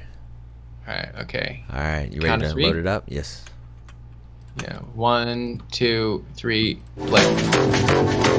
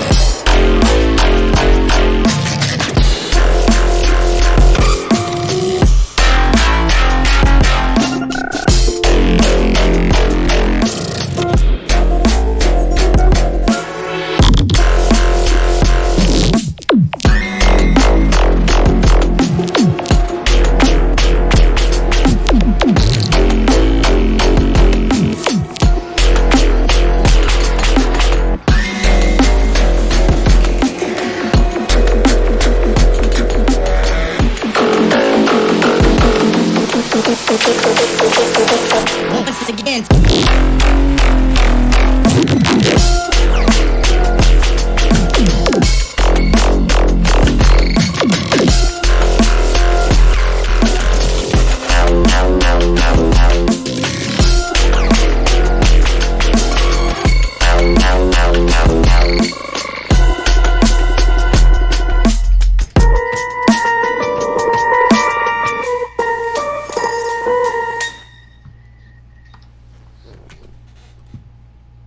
All right. All right. All right. It's kind of a rough work in progress. A rough whip. I mean, dude, it's time to go for a rough whip. Yeah, definitely. Thought the plugs were sick. It honestly reminds me of Low Focus by Scope, but Oh, that's the one we were gonna listen to, right? little. Okay, I had Yeah, that. a little messier, but I think you just need to clean that up. Yeah, especially if that's a whip. I think a couple. It mixed, honestly, pretty decently. Like, not too many big transients over here, and from what I heard, the bass sounded pretty fucking nicely compressed with the kick. His mix sounds are fucking insane. Scope is insane. His mix sounds are insane. Scope is as well. All right, I had Scope. You said Low Focus, right? Yeah, this tune's fucking crazy. Word. Okay. All right. Is this like a track you think would be a good reference for something like that? Totally, definitely. All right. Word. Aptic is do you use tracks for reference in your mix downs? Because I think you said you do these yourself, right? Because they sound pretty fucking Insane. It's crazy how these neuro-based dudes kind of just are so well like versed in that kind of shit, man. They're just like in making it as fat as they can without losing any quality, you know? Aptic, dude, I mean, it's sounding pretty fucking fire. There's, compared to like that, I would say just maybe the snare needs some help cutting through a little bit more. I think the snare and the phrasing. I think like there's like you have all the sound design chops. Like this is the thing that gets me. I feel like people get so wrapped up in sound design, but it's like the context of sound design. That's what matters, you know? Yeah. Like you have I hear the corpus wobbles, I hear like all of the crazy like the work there, but it just needs to the phrasing needs to be cleaned up. Like you can clearly hear the sections of Scope's tune go from A to B to C to Oh.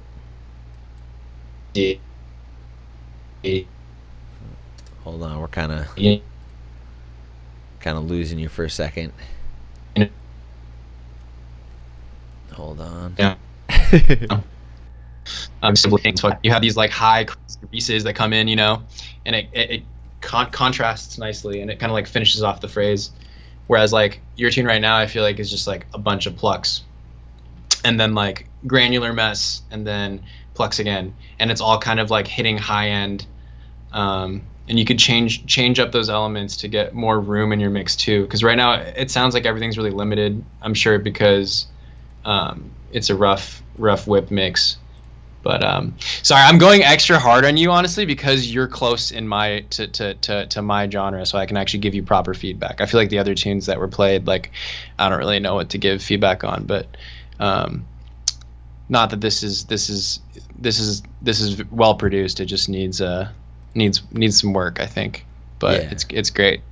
Scope is a huge inspiration of mine too. So Yeah, no, that's dude, that was fire. You kind of cut out a little bit during I think we had some CPU problems a little bit, but I think it came back in right at the perfect time, and I don't think we skipped a beat.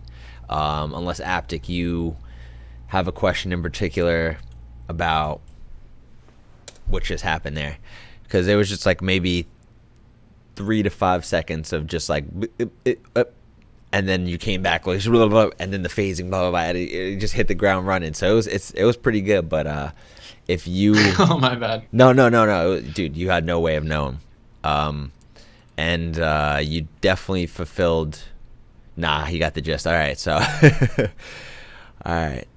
If anything, we could just go back and ask too. But I thought that was some pretty solid advice too, especially because it's just like a complex tune, like you're used to putting out, man. I don't know. It's just fat, neuro-y, impressive. Aptic, thank you, man. We got Send It Squad up next. Oh, Undefined. Hell yeah. Undefined. All right. On 3. Yes, sir. 1, 2, 3, play.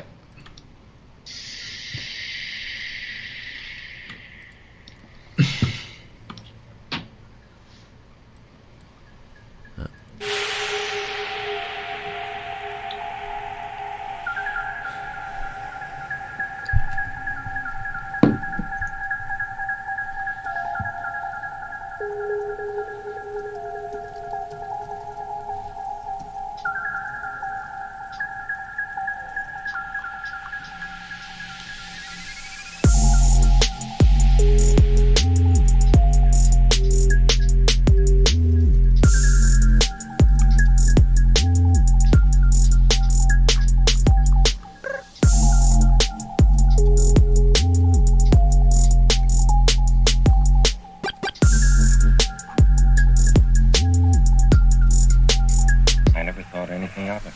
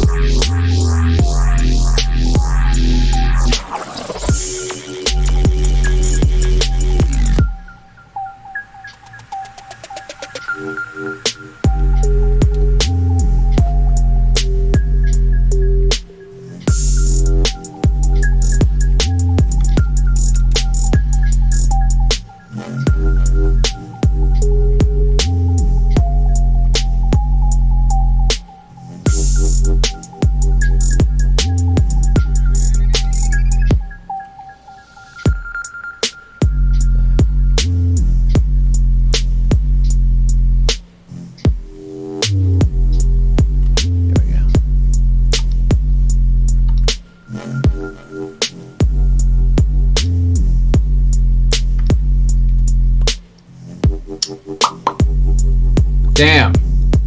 Fireballs. I should have broke that out. I should have broke that out sooner. To be honest, that was a dope tune. I like the vibe of it, man. It's got this nice little hip hoppy flow to it, and never too abrasive. Got a nice vibe to it. Someone could rap over it easily. You could drive fucking with your windows down, smoking a blunt or something to it. It could. I know it's out right now. I see that shit. But it could use some like mix down help too, you know, and maybe, you know, since it's done, it doesn't need it now, but for the future, maybe, I don't know, you could like see it even visually. Sometimes it's good to get a visual look on it, and you could just see how it kind of loses some power over here, and just maybe needs to be beefed up, you know, so that you don't lose people's interest for the whole rest of the 2/3 of the song, because that first part, ooh, bro, I think the mix down's clean, the fucking everything comes in nice, not too overwhelming, but yeah, just in terms of leveling some stuff out, and maybe even just stuff like risers and like atmosphere kind of things like that. There's this tune. Eric, have you heard the Vector Charles collab? The Vector Charles collab? No. Dude, it's honestly a similar vibe to this, but bro, you gotta push your basses more, honestly. I'm just gonna be sorry. I know everyone's gassing you up, and it's like you clearly have a good understanding of certain things, like panning. I heard the panning work. It's a clean song. There's not much clipping going on or distortion. But in general, like, I think all of your sounds just need to be pushed a lot harder. Like, whether it's through like compression or just more processing, I think it needs more saturation. A lot of those bass patches sounded super thin. If it was my dub, I could just play it, but it's not my dub. There's this tune by Vector and Charles. If you listen to Vector's work in general, I feel like he hits this vibe that you're going for like really well, where it's like hip hoppy, it's got this groove to it, ethereal but deep. Like one of his newer jaunts, Try to Feel, that kind of reminds me of this song in certain ways. I'd look to that for like more inspiration on how to mix your shit, because I think that's what's holding it back, is like your bass patches sound thin right now. I think like if you beefed them up big time, like they would really fuck on a system, you know? Yeah, I mean, I think which everything I guess but is the not as sub. important right now, but I don't know. I feel like they just needed more processing. Like it's like a cake, you know. Add shit, different layers of it. That's true. I mean, the sub is at a pretty good level, honestly. I don't know if you want to push that much more. I need a spectrum to see, but just in terms of like the look and where it falls with everything else, I'm pretty sure that's sub bass right at that beginning. And it sounds pretty good there. I mean, the actual sub frequency is well mixed, but more so the bass patch itself. Yeah, like, yeah. No, that's what I was going to ask you. Is it a separation issue, you think, or is it bass? Okay. It's not, like the lows out of the way and like having them be fine and unprocessed, because the low end is good, but it's more of like the grit and like the bite to the basses that isn't quite there. I mean, it could also be like one of those. Like, you could still have the bass be really deep. It just needs more movement and processing to make the character a bit more interesting. Like, in general, you just need more compression throughout that entire song, I think. Yeah, I think so too. Like, what was like it, self-mastered? What do you think? It was like, you think? I don't think that would be. I don't know. He's probably. What are you running over it? It kind of looks like it could be like a -6 and then ozone variation on it type type kick. Throw 70 aughts on it and call it good. Yeah, we'll see how that works. I mean, hey, you never know. But no, hey man, Yeah. it's the rough or real technical feedback is definitely what I think people are looking for to begin with. You know, it's not like you're taking shots at them personally. These are all little tidbits of knowledge that, you know, have come in useful. It's not like you're spewing bullshit, you know. It's this is all stuff that we've been looking to tune in on, to fine tune, and you know, this is not shots on anybody's person, you know. If anything, this is quality. It's quality advice, you know, of technical stuff that how else are you supposed to know, to be completely honest. But yeah, I mean, you wanna get into the next one? We got South Hum. This is your man's right here. Oh, yep. Yes, sir. All right, I'm ready to hit play when you All right, let's go. 3, 2, 1.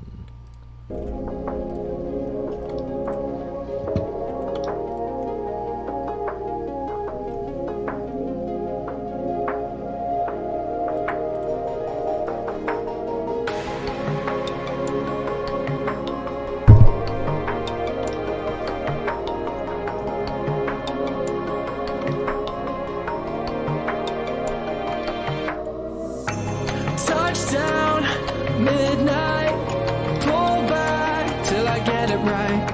I miss you, don't care. Quick look, side eye, head tilt as you go by. Miss you, don't care.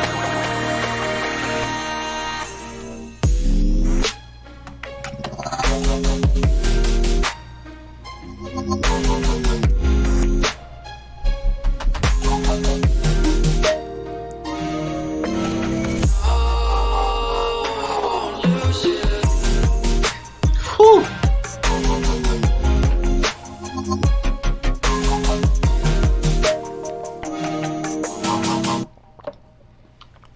God. Oh man, Mr. Fox Stevenson. Actually, I'm on the same management label as Fox Stevenson too. That's funny. I haven't heard of him before just being on the same management label as him. But that's dope to see that name, man. And that remix was tight. I love the vibe of that shit towards the end. What do you got to say, Mr. Saka? Bro, Elijah, finish the song, dog. I've been hearing these clips from you for fucking years, bro. Just get your shit together and actually fucking just release some shit, like an actual fucking body of work. Like, send that shit to Bitbird, bro. Like, you're already... This fool's been producing for a long time, bro. He's good. I don't know. I will say one thing. In the intro, there's, like, no sub information, and that is a classic... producer who hasn't played that like shows in a while type kick, like intro where there's no sub. Like if you have no sub at all in your intro, I feel like there's nothing people can dance to. You know, you need some rumble in there. Like whether it's at like low pass Reese, I'd bring like some 20, 30, 40 in there. I'd bring that back just to have something to kind of dance to and sway to before the actual drop. But the actual drop is just, it's really well made, man. Reminds you of like Electric Mantis, but like I don't know. It's good. It's really good.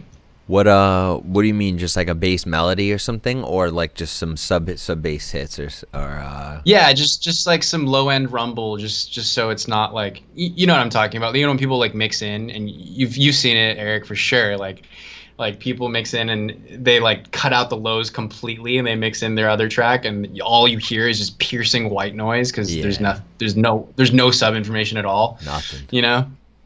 But the intros where there's like actual subs still, and then you know it comes back in way heavier later, but at least having the rumble, people are still dancing and moving. That's if true. it's all just white noise, just mess, reverb, everyone's just like ow. Yeah. Stops the momentum for a second, you know. All right, so dude, hey, I'll throw you a follow. You got 0 tracks over here. So you weren't kidding, man. So nothing. He's got nothing released, or is this a new project or what? He just needs to finish an actual body of work, load up some demos, and like actually get moving with like a release schedule. If you want to do this shit, you know what I mean? Like, if you want to do this shit, just release and keep doing it, and eventually you'll get somewhere. You know? Yes, sir. I don't know. Like your music's there, bro. I don't know what else to say.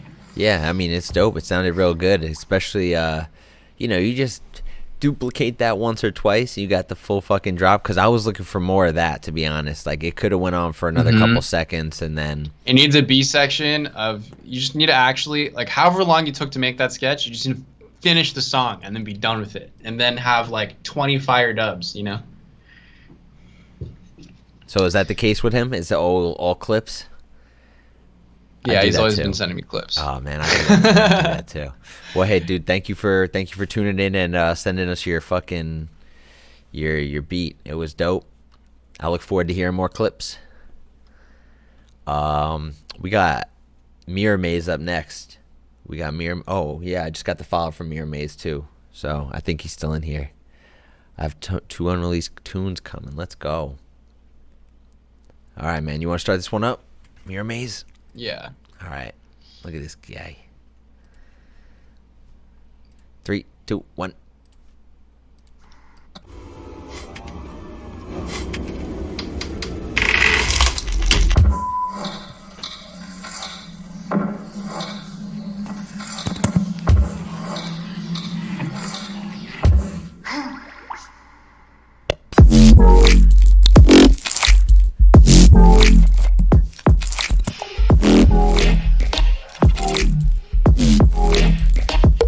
Hell?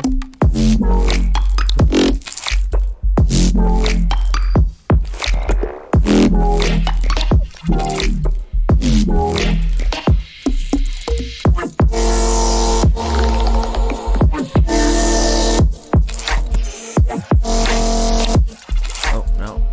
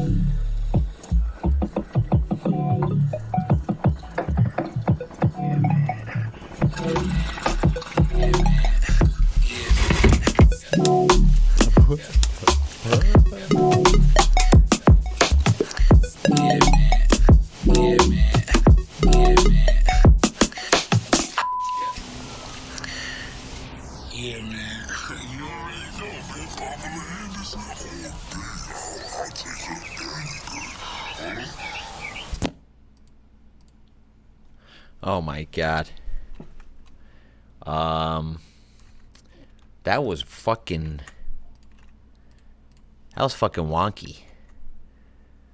That was insane. That was hot garbage. That was trash. This guy. I saw you bopping in Sorry. there. I'm totally full of shit. That's actually my roommate. I've been hearing that song for a while actually. Oh really? But I think it's really good. It's a great tune. It's definitely some big brain shit though. You know? Oh, definitely. Especially when it gets to the piano. Somewhere over here, it just gets so.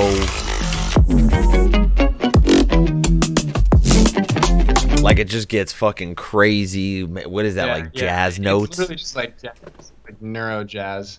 Neuro jazz, dude. Yo. Literally just neuro jazz. Big brain 5-head shit though. Mirror Maze. I love how he came out flaming, and I was like, Head shit. is he serious? I don't know. Dude. Oh my god. 5-head shit for real, man. That was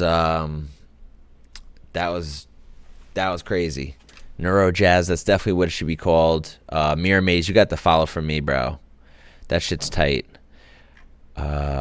Is this who you were talking about, who you kind of like in your head you're like, oh, I hope he thinks it's cool, you know, even though he hears it 100 times? Or, yeah, he's my roommate. oh, okay. Do you only have one roommate or multiple? No, I got multiple, but he's the one producer I live with. Oh, nice. All right. Was it that way back at the old house? Was it just you and something or Oh no, it was me, him, and something. Oh, Mirror Maze as well? Yeah. Oh, yeah. that's dope. And this one other kid. But yeah, we didn't part on the best terms, you know. Oh yeah. Damn, 4 producers in the good house? now. Yeah, 4 producers in the house. That's hefty. Yeah. That's fucking. It That's was a lot. basically Oh, go on. CJ, me, and Mirror Maze basically being boys, and other homie kind of going off the deep end. But it's all good. It Hey. happens. Yeah. Trouble in times right now. Yeah. Yo, well, fucking Mirror Maze, thank you for that, and Jen Chow, thank you for gifting a sub to that madman, because that was wonky, neuro 5-head jazz, and we love to hear it. Saka, you bringing the fucking the big 4-head shit. We bring the nerds out here tonight, The weebs. bro. I mean, I got like 82% male listeners, bro. Like, Oh, I'm on yeah. some neck beard shit for sure. It's cool, man. It's cool. They're good people, at least. We gotta Yeah. believe that. Shout out neckbeards. That's true. I'm all about the neck beards, bro. Yeah. Let's go. Oh wait. So what do we got up next? We got another Mirror Maze one if you want to do that, or we could just do one for everybody and then get back to that. We have a good amount to go through, right? Yeah, there's How about much do you have? 4 or 5 more if we don't do this one. 1, 2, 3, 4, 5, 6. Yeah, 6 more if we don't do that one right now. Man, Izzy's just submitting his shit to Flex. We can just move on. We could just move on. All right, we'll do shit. one, and if you feel like going back, we will. Yeah, listen maybe we to can it. come back at the end or something. Yeah, and Since there's multiple. if anything, I'm gonna listen to it after Yeah. after all the cameras. I'm taking that ID if that's Yeah. cool with you. So, all right, we got Dendroid up next. He's talking about big 4-heads running in the family. Let's go. Yeah, there we go. Okay. All right, let's start this bad boy up. 3, 2, 1.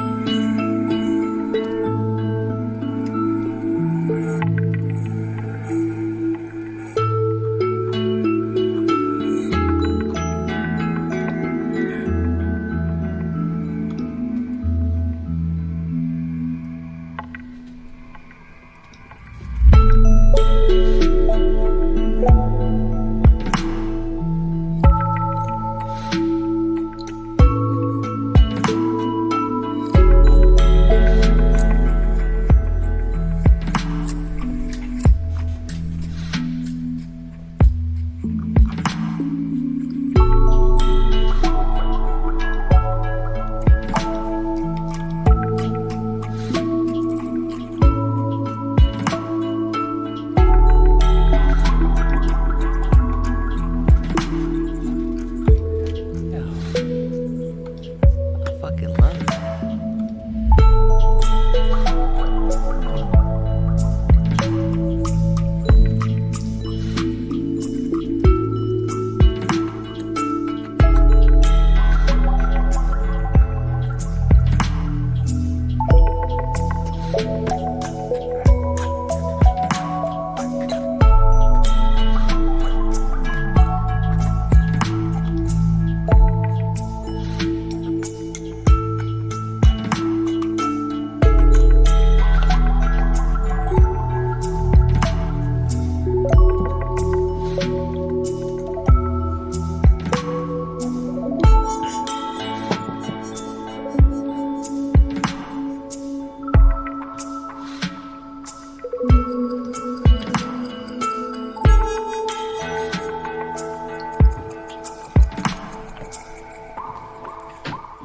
Cheers, everybody.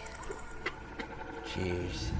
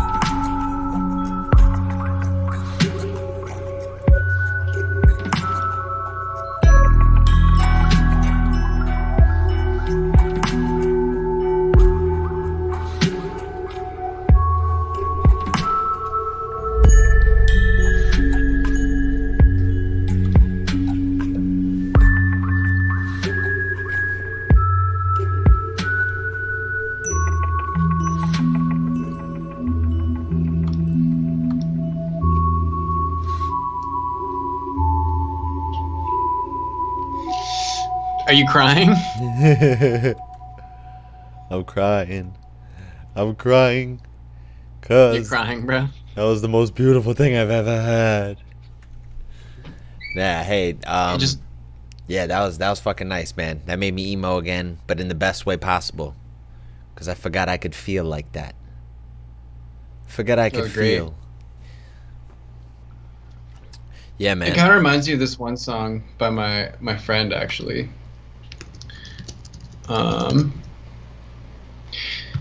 This song. Here, I'm going to drop it in Skype. I think this is the one. Which one is it, though? There's one on this album that's this pretty much very similar vibe. I think it's either Clear Creek or Endless Evergreen. Hold on. There we go. Let's see it. Might be this song. Oh, got a call. Which one was it?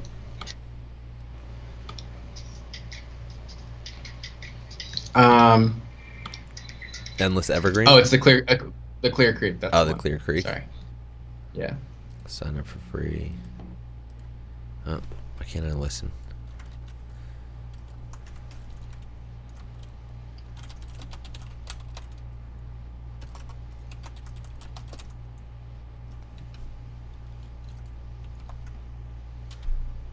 Oh man.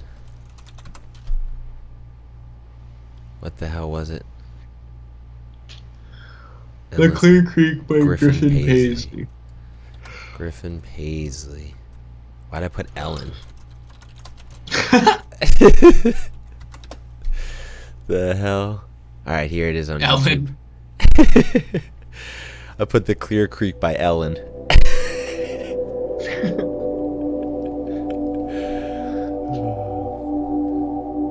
Let's see.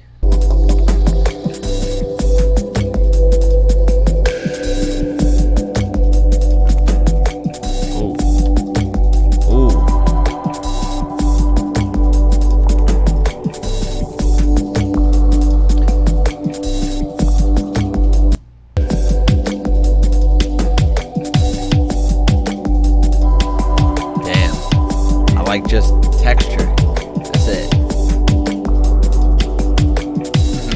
It's just pure vibes. Dude.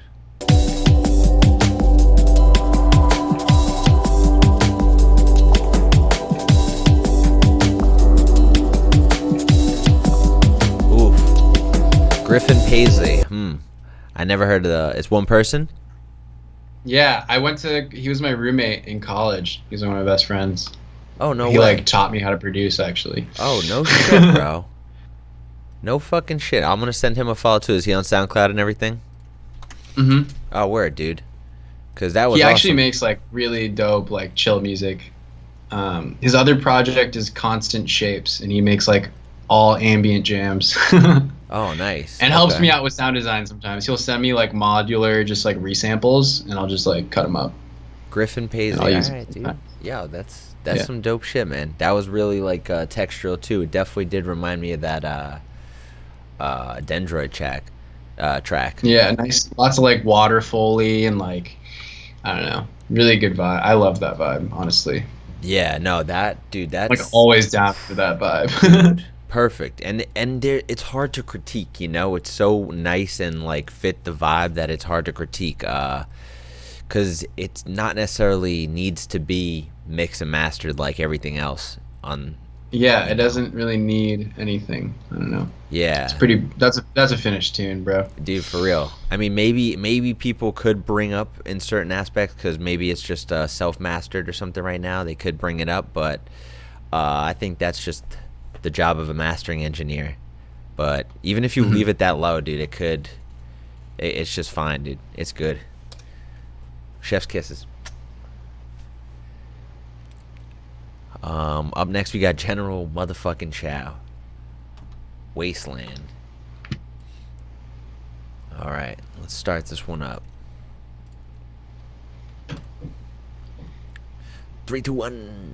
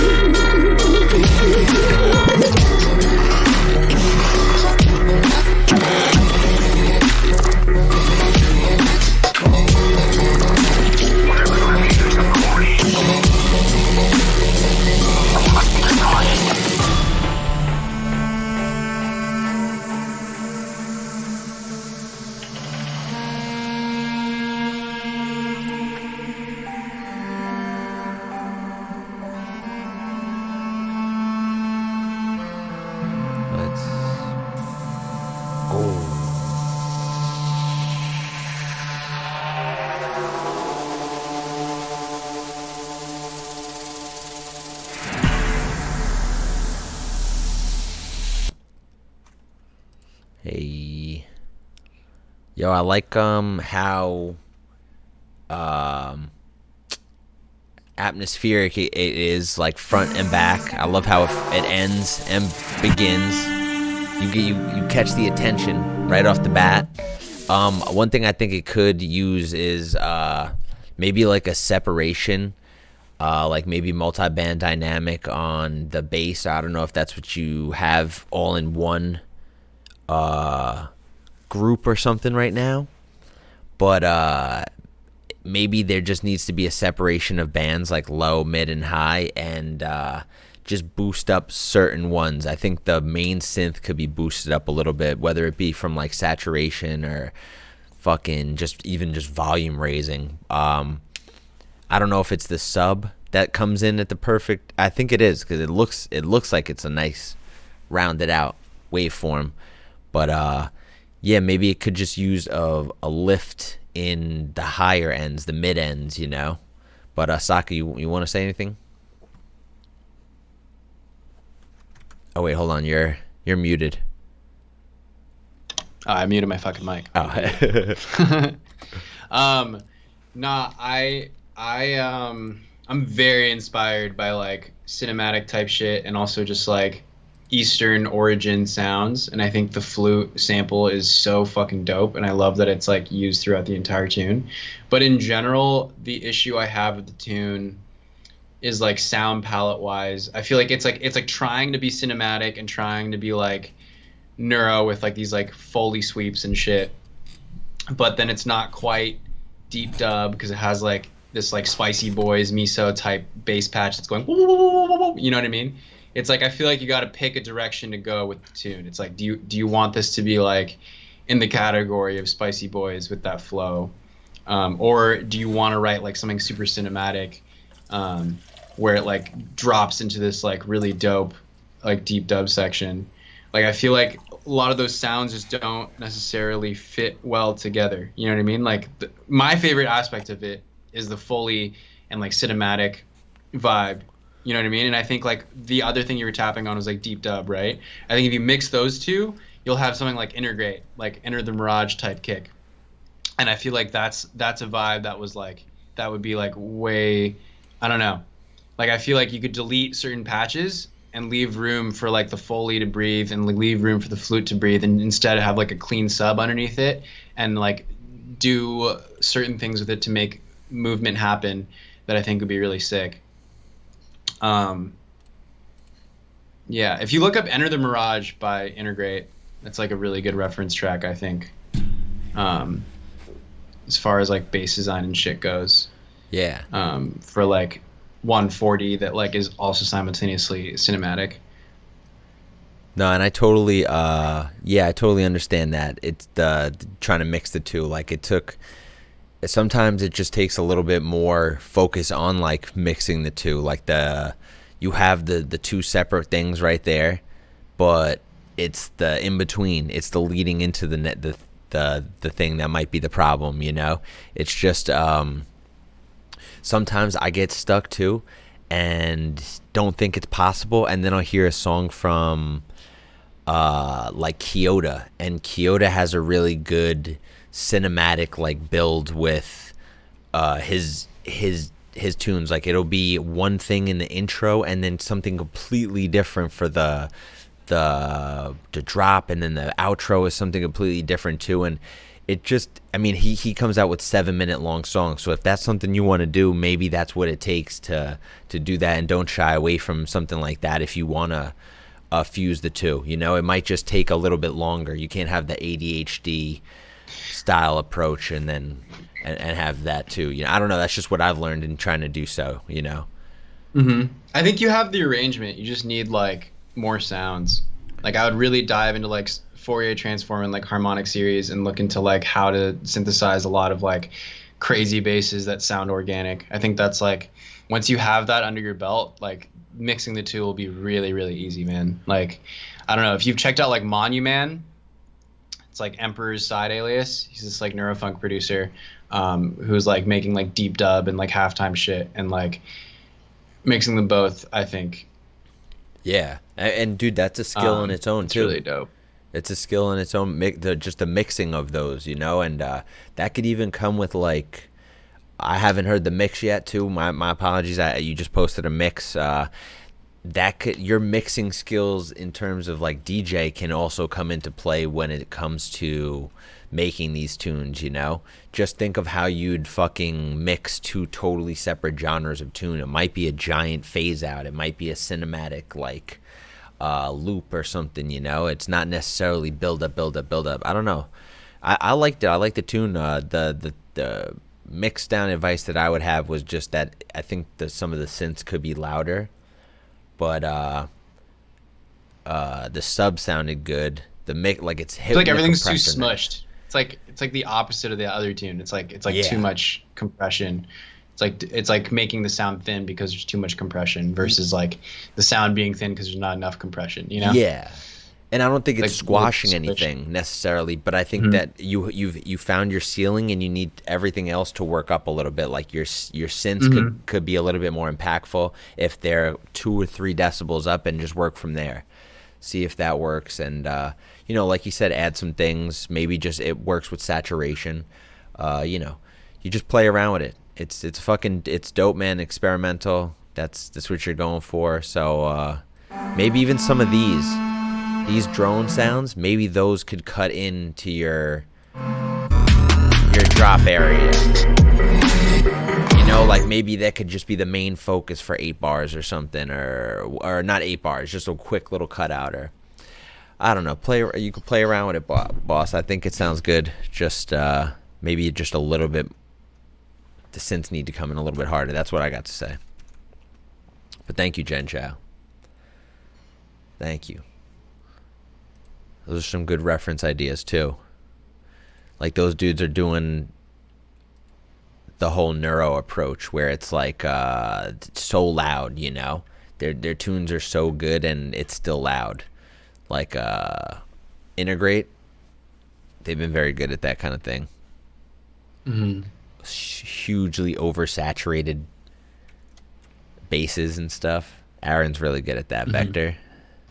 Yeah, like 7 OTTs on a fucking operator patch and it sounds fat. Dude. And hey, maybe, dude, throw some aughts on your shit, Jen Chow. See if that works, bro. Sometimes it's that simple. Throw some OTTs, baby. All right, but we got grayscale. Grayscale, right? Let's go, grayscale. Grayscale, you in here?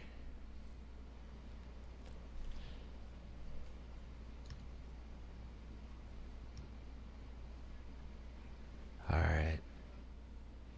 Here we go. 3, 2, 1.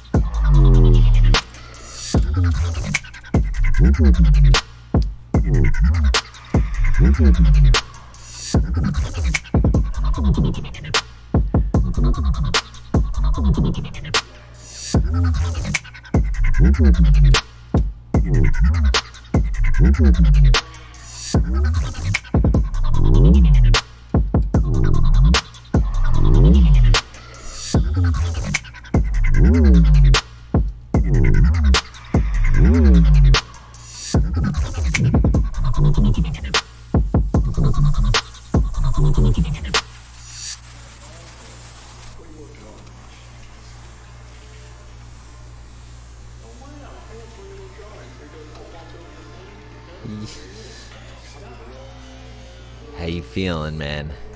You want to take the lead on this one? Oh, you muted yourself again.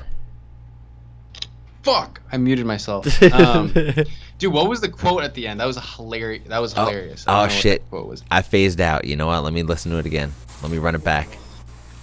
Cause I do that shit too. I put a meme at the end of every song. Not every song, but a lot of songs. I just like leave a meme in there.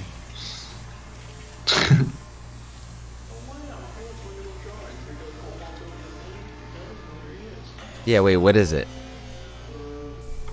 I can't hear it. I don't know. I can't hear it either, but it's definitely funny. It sounds funny. It's got to be funny. It's at the end of the song. It's definitely it's a quote. I'm trying to figure. There's a story behind it. I'm sure Grayscale has a story. It's a super stretched out Owen Wilson sample. Oh my god. Wow. Wow. Wow. You want to take the lead on this one? Yeah, sure. I think arrangement-wise, it's there. Like, you clearly know how long a drop should be, how long a break should be. But bro, I don't know. The drums just like I couldn't get past your kick was like way too boxy. I think it's clipping too much in the low mids. And I think that's like more sample selection more than anything else. Like it just didn't really fit with your snare, and like beyond the actual sound design of those like drums, I think like the groove of it was just like way too all over the place, like way too many kicks. Like I would go back and like delete some of these kicks and like really think about where you want these kicks to sit in terms of the phrasing of the actual drop. Because like honestly, a lot of those basses seemed like they were kind of like beat repeat basses, like where you just like put it on beats mode and transient mode and then like have it on like 16th or 8th notes and then kind of go back and forth between like these really on the grid, not in the pocket grooves, where the phrasing is like very randomized. And I mean, you can get very far with like making shit that's like that. I think like a lot of like corporate big room EDM is literally that kind of music, but I would encourage you to like really push your bass design further and figure out like what you really want to be doing and where. Like, why do you have pitch envelope basses there? You know what I mean? Like, is it the beginning of the phrase, at the end of the phrase? Like, all of these things I think I try to think about. I don't know. Not to be super brutal, but... No, that was... that's my 2 cents. That wasn't even brutal. That was more so, like, I think... you know, like going into it thinking that there are these tunes that I honestly do beat myself up not being able to make a tune... I don't want to say as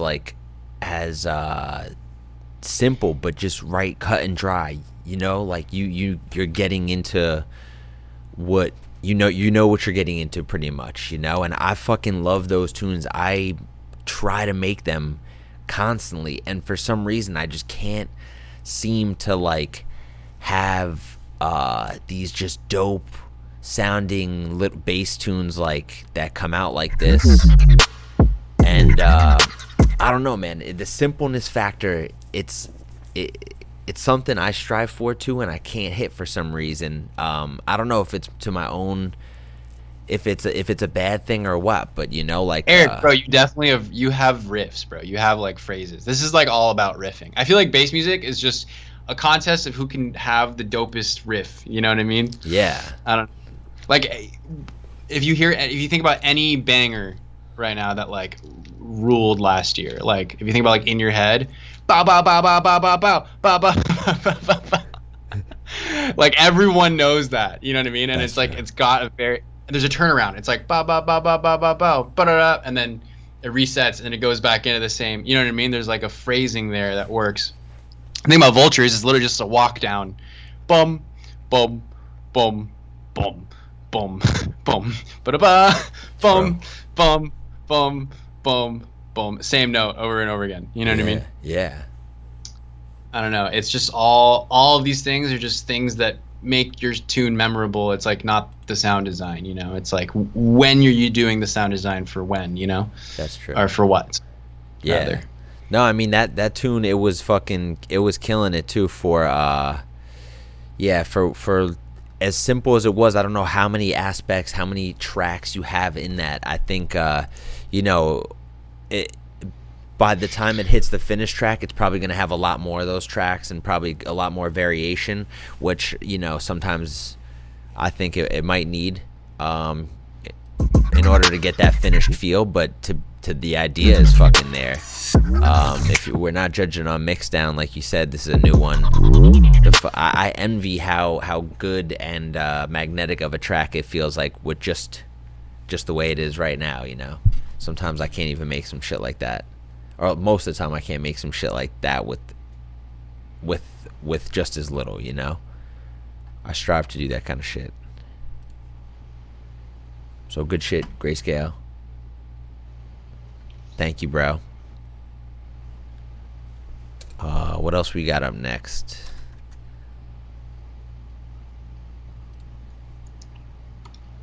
Kowloon. Kowloon. Yes, Yeah. sir. Kowloon Tunes. How you doing? Deemster diving, he says. All right, you ready to start it? Yeah, I'm ready to blast off, bro. Uno, dos, tres. All these divers can do is their best. Nothing more he can do now, No. just got to wait and see. That's right. The same with Law. He's done all he can. Coach is holding their breaths.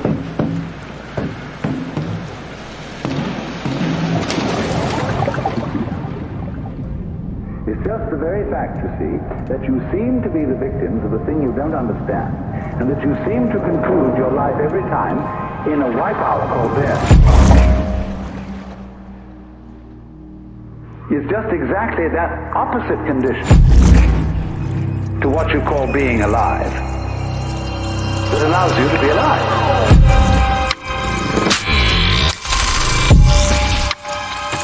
The pattern keeps going.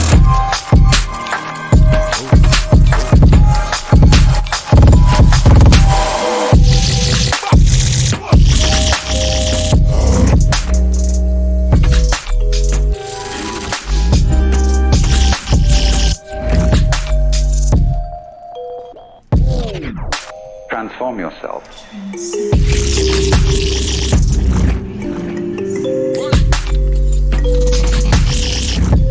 Do you have any control over being conscious?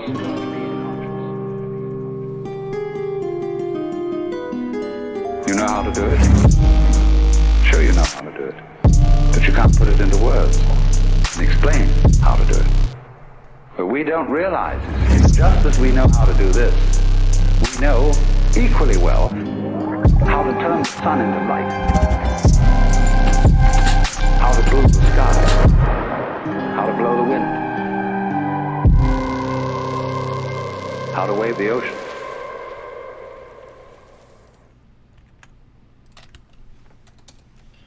Ooh-wee. All right.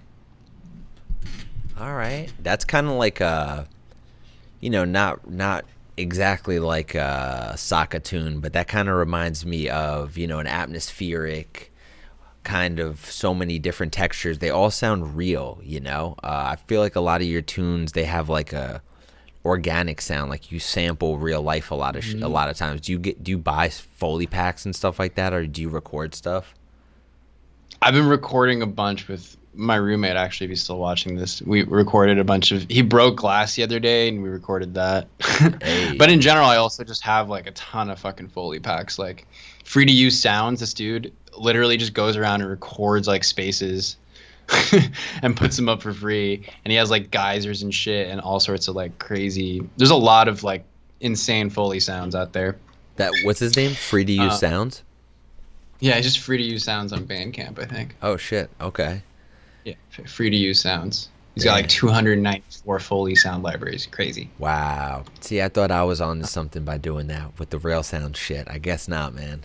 I'm slacking. I mean, the real sound shit is still sick, bro. Like, you can make some sick snares out of, like, you can do that and make a snare out of it. Use it as, like, a layer. Yeah. And you'll get cooler results, I think, than, like, I don't know, finding, like, a chunky snare from a sample pack, you know? Yeah. Like, I think you'll get cooler results, like, using an acoustic snare and then, like, layering it with other shit. And plus, that way you can tell more of a story, you know what I mean? Like, your snare actually meant something. Not in, like, a... I don't know, like having a special snare for that song. Like, I think you're gonna have a cooler timbre of a snare if you make it for that song, you know? Definitely. Like, pretty much every time as of late, like every time I have a snare in a song, I try to use different layers to make my own, you know? Yeah, I love Foley layers on snares, man. It's like one of the, like, even if it's like a wet sound or a dry like wood percussion, it's like, man, anything. Even to do the glass breaking too. I mean, that's getting a little cliche, but still, it adds some level. Yeah. Oof. That's like classic G Jones. Yeah. But it's something about it. You're like, I love the wood and the wet. I love wet shit, honestly. I love water and like ice sounding shit. Yeah. But yeah, dude, this tune was maybe my favorite so far. I think today, outside of like my roommate submitting, but that was it was good. It was so close, bro. Like, you're so close to being like gas. I don't know. The Alan Watts sample is a little cliche because I've heard it done a ton of times, but I'm seeing this comment if Alan Moore meant ablation. I feel like you're trying to go for that vibe, you know. And I think you're close. I think you just got to keep going, man. Like, yeah. You know what? You usually hear the Alan Watts too, but just like kind of sprinkled on top of some like ethereal beginning part. And what I liked is that at the end right here, you kind of used it in like a momentum way, and you don't really hear Alan Watts kind of like driving home that kind of shit, like right. Yeah, right.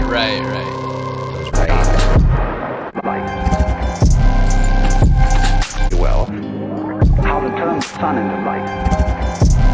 I don't know. Somewhere over here, right at the end, We it was don't just realize it's just that we know how to do this. Yeah, I don't know. It was nice, but yeah, Alan Watts, I feel like it's just a rite of passage. Eventually, you're gonna sample a Alan Wright song in the beginning of your career, and then you're just gonna remember that, and then hear that in everybody else's tunes at least once. Yeah. I do think the biggest thing holding this tune back right now is dynamics. Like, before the drop, there was already hella shit going on, and there was no moment that was like, okay, here's the drop, boom, you know what I mean? It was kind of just like, it's a drop, you know what I mean? Yeah. And I feel like you got to clear more space in general through that song and let it breathe more. Let your Foley layers kind of talk a little more and fill up the space as need be, instead of like killing everything on the drop and even before the drop, you know? I mean, it was like the same kind of thing we talked about last time with Jen Chow's. Like, it was so compact, it almost could have been drawn out a little more. I wouldn't have mind hearing a lot more of that tune, you know? You could fucking stretch that out as long as need be. That was beautiful. Mm-hmm. We got Sketchy Pete up next. Shout out Sketchy Pete. All right. Coming through with the Going Down remix. Is this what you wanted to play the other day? But we picked the other one? I ain't mad about picking that. All right, let's start this up. You ready? Yes, sir. Yes, sir. 3, 2, 1.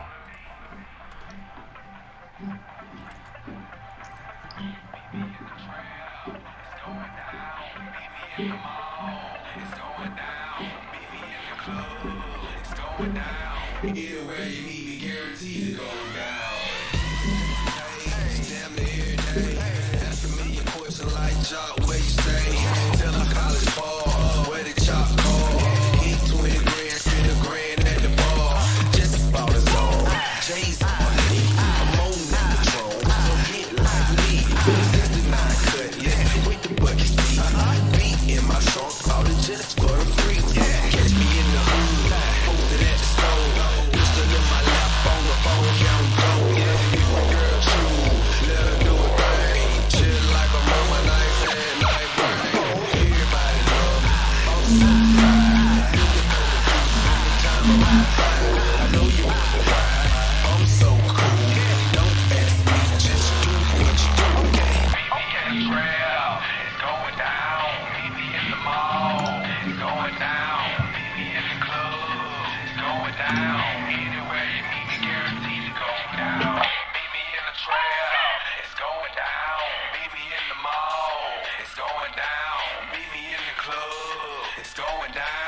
Anywhere you meet me, guaranteed to go down. Verse number 2, do the damn thing. Cues on my neck, pocket full up in the frame. When I'm in the mall, oh shit, ball. Pop up, give me tags, give me that on the wall. Time to flip the work, make the fly. Boys in the hood, call me black, I'm the trunk. Dope boy, bad, 7 days a week. Number 1 record, longest on the beat.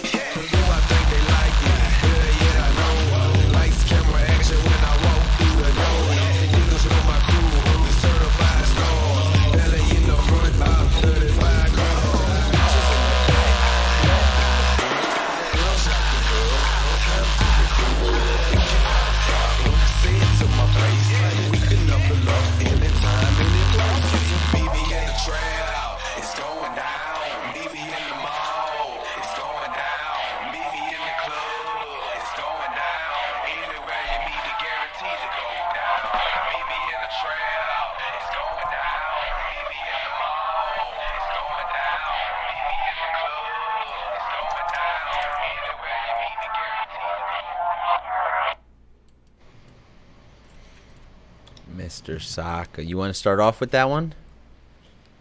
Yeah, I think that actually was maybe the strongest tune of today. I'm trying to actually, I don't know. I think the sound design of the tune before was more impressive to me, but this one, like in terms of actually having a riff and having like an idea, like it's actually like a song. It's a song. You know what I mean? Yeah. Like there's a progression of like here's this section, here's this phrase, and so on.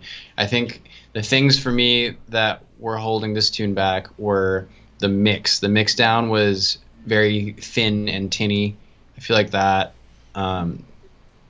that's just like a processing thing and like knowing when to stop, and also in general imaging and mixing, like making your drums way louder too, I think is a huge part of it. And also like the bass design. I feel like there was a lot of like it's like too high resonant of filtering going on, you know? I feel like more movement, I don't know. But I'm also very specific about that shit. Like there are basses that like people go crazy over that I don't personally like. So a lot of this is based off of taste, you know? But though, yeah, those basses were not necessarily my taste, I guess. Like kind of like immersive basses, you know? Yeah. No, and that's cool too, man. Immersive got some killer basses too, but in terms of the mix too, I think like right around the strongest part of the song, it could have been like tinny, I think was the perfect word for it. Maybe it was oversaturated or something like along those lines, but it was just in terms of mix, it could have used work. And I think everything else was there. Like the idea was there, the fucking the flow of the song, it's like ready. It just needs some last minute mix down advice, mix down fixins, you know? Like I think it could because like phrasing, it's there. Like phrasing, both of us at moments where like you hear that right before the downbeat bass comes in, we're both like, oh, and then it's like, oh, it's like a little too quiet, you know? Yeah. Instead of like a you know? And that's because I think it's like it's just oversaturated right now, and it's compromising the rest of the mix. You know, what else is coming through? It's just over powering. I mean, right there is bass there too, so it's not even that necessarily. But there is some overcompression. Maybe it just needs separation of some of those bands, and just maybe just have a clean bass wave coming through. I can't tell if that's what it is, but it could just be a separation issue right there, like phasing too, like you said. But Sketchy Pete, all right, bro. Yeah, I loved that one last week too with the rapping, bro. So vibes, man, vibes. You're hitting the whole spectrum. We like to see it. Sketchy Pete, thanks for fucking linking us too. All right, Dicey up next. Let's go. Is this the last one for today? Is it? Let me check. Glotty stuck one in there too. Okay. Glotty got one. Let's go. Oh, and Phosphor. How you doing? How you feeling? All right, let's get through Dicey. real quick. Dicey, link us your SoundCloud. Let's start it up in 3, 2, 1.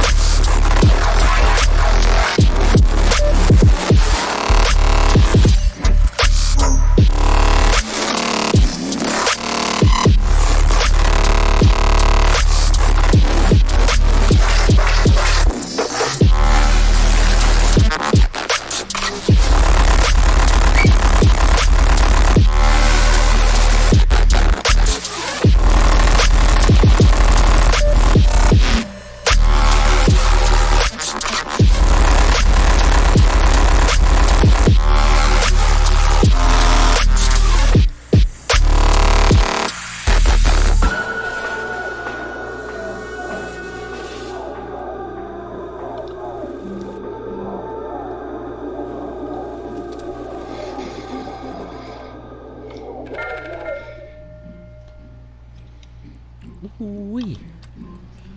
Okay. Yo. Yes, sir. Hey, you want to start off? No, you go for it. Originally written 320. Yo, I'm gonna say it's dope. The mixdown looks like it's fat, and nothing seems like it's having a problem hitting the master. The snare is coming through pretty nice. The kick is honestly that's a super clean kick, but maybe just needs a little bit of time to breathe with some of the basses going on. You know, like maybe. It could even just, you could play around with the compression and have it just be the more prominent thing, have like the kicks be the more prominent thing and just drown out some of the basses in some parts. Because I don't know, it just there was a couple moments where there was just a lot of the basses, and I think it could have benefited from actually like maybe halftime in that or fucking doing something to that source, where it just loosens up for a second, where the tension like lets up, you know. But you know, in terms of sound design and stuff, like it's I don't have any critique on that. It's just maybe even just giving a break, you know, a break, so you realize what you're missing, then you come back in and fucking hit them with it over the head.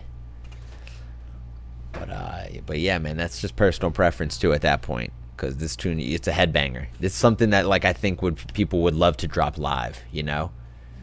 Some of those tunes don't necessarily translate always to bedroom bangers. They're just fucking you need 2 minutes to headbang or some shit. But, Saka, you want to jump in? Yeah, I think what you were saying about like room to breathe, that is definitely the biggest thing I hear in this tune that could take it to like the next level. I think like the mix, probably the best mix song we've heard today. You know what I mean? In terms of like low end and like bass patches, everything in general, like mix wise. The drums sit great, the snare's loud, the kick is punching through. All that's good. But yeah, like even in Pete's song that we played before this, he had like fills going on and like an end to the phrase. You know what I mean? Like my biggest issue is like, especially in the second drop, where it's just like full bass patch the whole time, same bass patch the whole drop. And I feel like in the first part you had some like ableation shit going on where like I heard parameters being changed and the bass patches would like kind of morph. In the second drop it's kind of like the same thing the whole time, and then like a lot of 4K and like 6K, 8K in that bass patch that like kind of hurts my ears. And after a while I was like, I'm gonna turn this down, you know. I shouldn't have to like turn down a song when I'm like listening to it. In general, it just needs some EQing on that second bass patch, but also just like more room to breathe in general, like more fills, more moments in which you have a phrase where everything cuts out in the one and you have like a section comes back in with the bass patch, and that's where you have the impactful nature of that patch too, because it's so high frequency and it's so brick walled. It'll do you good to have room to breathe, because then when it comes back in, it's like, oh, like that sounds fucking fat, especially if it's on a system, you know, like which those basses I think reign supreme, where it's just like that drawn out melodic riff bass patch tune. You know, I think we've all written one of those tunes. Yeah. All of us are trying to make Cake by Ivy Lab once. Yo, for real. Nah, exactly. So it's like no ill will, you know? So that's why it's just like sometimes I'll make those tunes, and the second I put a dreamy little the kind of thing that Dendroid had in his tune, like even if it's like one little fake out drop of like a twinkly fucking what do you call those things, like tabloid or whatever, something like that, something real trippy, you know. I think it would help bring the tune back together, a piano riff or something. I don't know, Slugwife is pretty good at that, mixing those kind of two really, really balls to the walls with stuff that's going to help it breathe. And I think that's the one thing that tune could use, maybe a little breathing room. But everything was there, dude. Like he said, one of the best mixed tunes, like I think right next to Aptic was fucking on that neuro crazy level too. Who was one of your roommates? Oh, Mirror Maze. Oh, Mirror Maze. Yeah, Mirror Maze as well too, man. Another top-notch mix down. Yeah. But yeah, we got Gladi up next if you want to get into okay, we got one more after that. The last two. And then if you want to show us something, we'd love to. If you want to dip out of here. You've been with us for 3 hours now, man. We appreciate this, dude. Seriously, some top-notch advice too, bro. All right, so let's start up Gladi. I think you're still around. 3, 2, 1.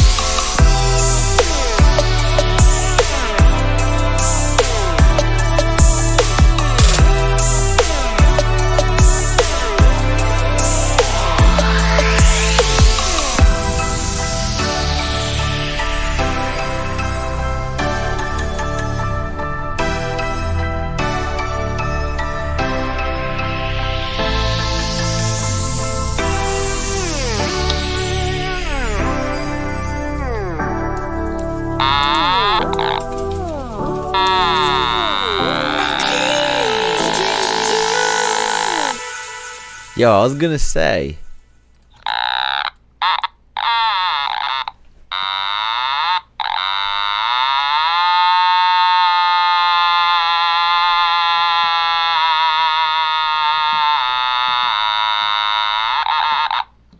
Keep going, keep ripping that solo. Keep ripping that solo, man.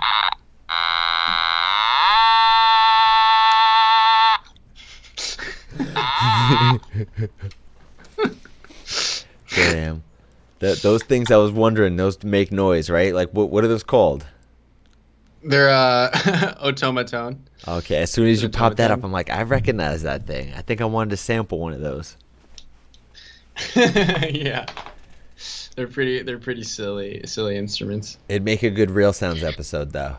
Yeah, you could make a Reese out of it, honestly. If you had two of these and you held them at the same time, and then change the fine a little bit, it would go wom wom wom wom wom wom wom wom wom. You know. You know what I mean? Could be a pitch envelope bass, you know? Yeah. Yo, I'm noisy right here. This is the noisiest secret. 20 years later, it finally been discovered. Damn, bro. This is their secret all along, bro. All along. Nah, that's crazy, bro. So yeah, do you want to give feedback on that tune? To be honest, it's I don't know, man. I really don't have that much feedback for. It sounded like it was a pretty fully fleshed out tune, like it had the idea, it had a lot of different elements to it. It wasn't one tone at all. I'm just curious, why submit a tune for feedback when it's released, A, and B, also if it's been a year since you put it out? Like, you could be a complete different producer at this point. That's true. No, and like, to be honest, the other tune that was released was, I feel like, might have benefited a little bit more. There was one other tune that I think was released a week ago, and I think it could have benefited a little bit more from some critique, but this one sounds like a pretty finished. It sounds like... Yeah, it sounds like mastered and done. Yeah, yeah. Like, it's done, long done. Like, you should be proud of it. It's a fucking... For what it is, it's a fucking dope ass tune. It hits the vibe very well. It sounds like it's mastered and mixed very well too. But like, yeah, I don't know, man. I don't have any advice for it, especially knowing that it's like a year old too. Like, it's make a VIP and then we'll talk about some feedback for it. It's dope. I like it though. It's a dope song. What do you want to say about it? I don't really have anything. I don't know. It's very outside of what I personally like, so it doesn't. I don't know. I mean, it's kind of like it's just hybrid trap, Yeah. No, and that's why I like it. It's well made, but well made. I don't know what I don't know what it's really accomplishing outside of like those tracks have already been made. Like, what's the next quick banger, Like, I don't know. I feel like creatively that's been done. So I mean, I guess it depends on your goal with that track. I don't know what your goal is for your track or for your project, but I think. Yeah. I don't know. Yeah. Nah, and if you like the hybrid trap, especially, dude, it falls right into that, dude. It would go perfect with it too. But I think we've heard other tracks from you that were a lot more, the 3 months ago, the 7 months ago. I feel like your style has evolved too, So, even some of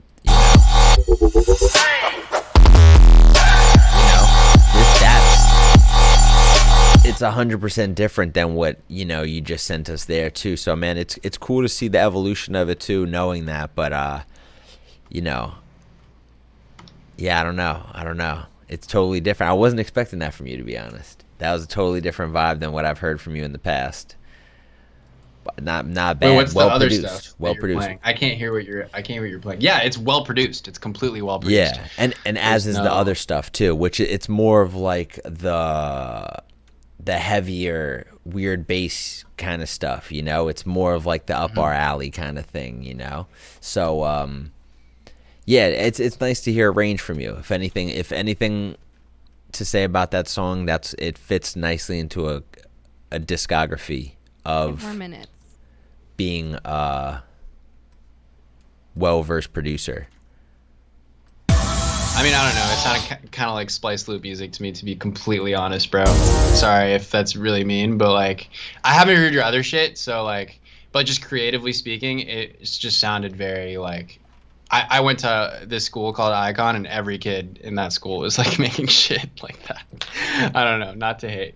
No hating on you personally, just more so that song specifically. Yeah. No, and that's what sometimes like, dude, is from a perspective of like of not that. Sometimes I've even tried to download the Splice samples and do stuff like that, and I still can't make that shit. That's like the stuff that. Like that. You know what I mean? I still can't make the whatever you want to call the Splice like home filter music sounding. Yeah. Like even if it's not that genre, there's other styles that are being made with the Splice stuff too.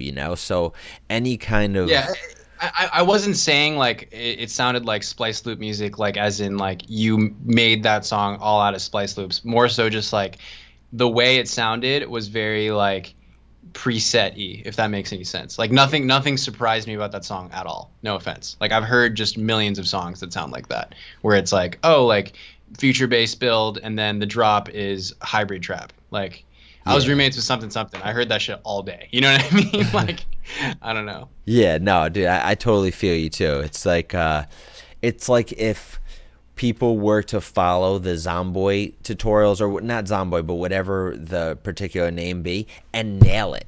You know what I mean? If they're the ones that follow the tutorials and fucking nail it somehow, whereas I would just get fucking sidetracked down the line or something, or like I get through it and I realize it doesn't sound anything like it, and I'm stuck with some shit. So like it says something to even hit that kind of level if those things are made in Serum and not fucking Splice too, because it's just people literally pay to sound like that, So hey, yeah, that's totally. Off to it sounds like a ghost produced track. That's what that sounds like. It sounds like a ghost produced too. Hey, and that's compliments, yeah, man. So, dude, sounds like a whipped cream jaunt. Let's go. Let's go. No, for real though. But okay, we got Phosphor up in here. Let's go. Is this Tendril? Tendril, yes sir.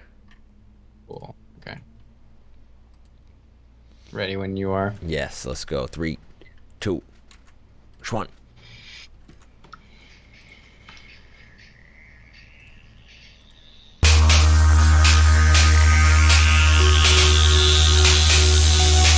Phosphor, you had that weighted up. You had that typed up.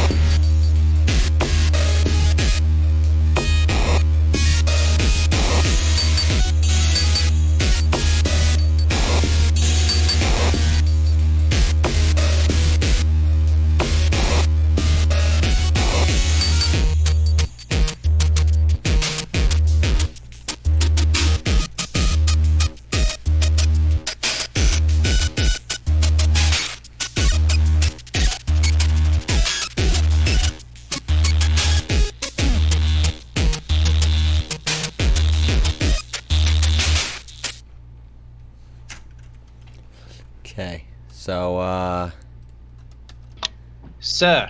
yeah, you wanna start off? Yeah, I mean that sounded just like a bunch of sound design. It was really sick though. I really like the chiptune vibe. I would say melodically, it could use more work. It sounded like kind of like you're just running through scales, versus like a melody that followed anything in any of the different drops you had. It was like 18 different drops. But I don't know, that vibe is super dope. I love chiptune shit. I love the way it sounds. I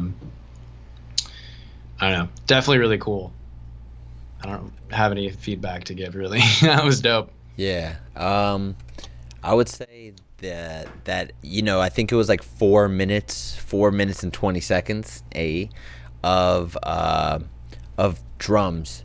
So especially that main kick drum too. So I think it could use a little bit of just a break from that, like even at certain parts, it just maybe just taking the highs and mids out of it and just having it be low, just not having it affect the chip tune part of it, because at some point I think it'll get in the way of that high end. They're both hitting some of the same frequencies. So I mean, just either take some of the kick out or like EQ it or some sweeps like that. But I think towards the end you started doing it too, like starting towards like right here. Got like halftime. So that was pretty dope. I think you could utilize that either a little bit more over here or just take out some of it too. But hey, dude, it's good to hear from you again, Phosphor. Thank you, my guy. I like there was parts of there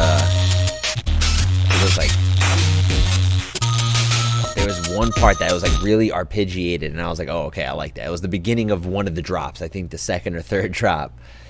And you could maybe use a little bit more tension in the mix, like just builds or reverses, to help tell you when some of these new drops are coming or when they're ending. But Phosphor, fuck yeah, man. Did you link us with your SoundCloud? I hope so. But yeah, Saka, what would you anyone got any questions for the man? Do you want to drop a tune on us before you go? Should we play Foxtail? Oh yeah, wait, actually, I got a tune coming out in a couple weeks. I'll share it with you guys. I'll drop it in fucking Skype.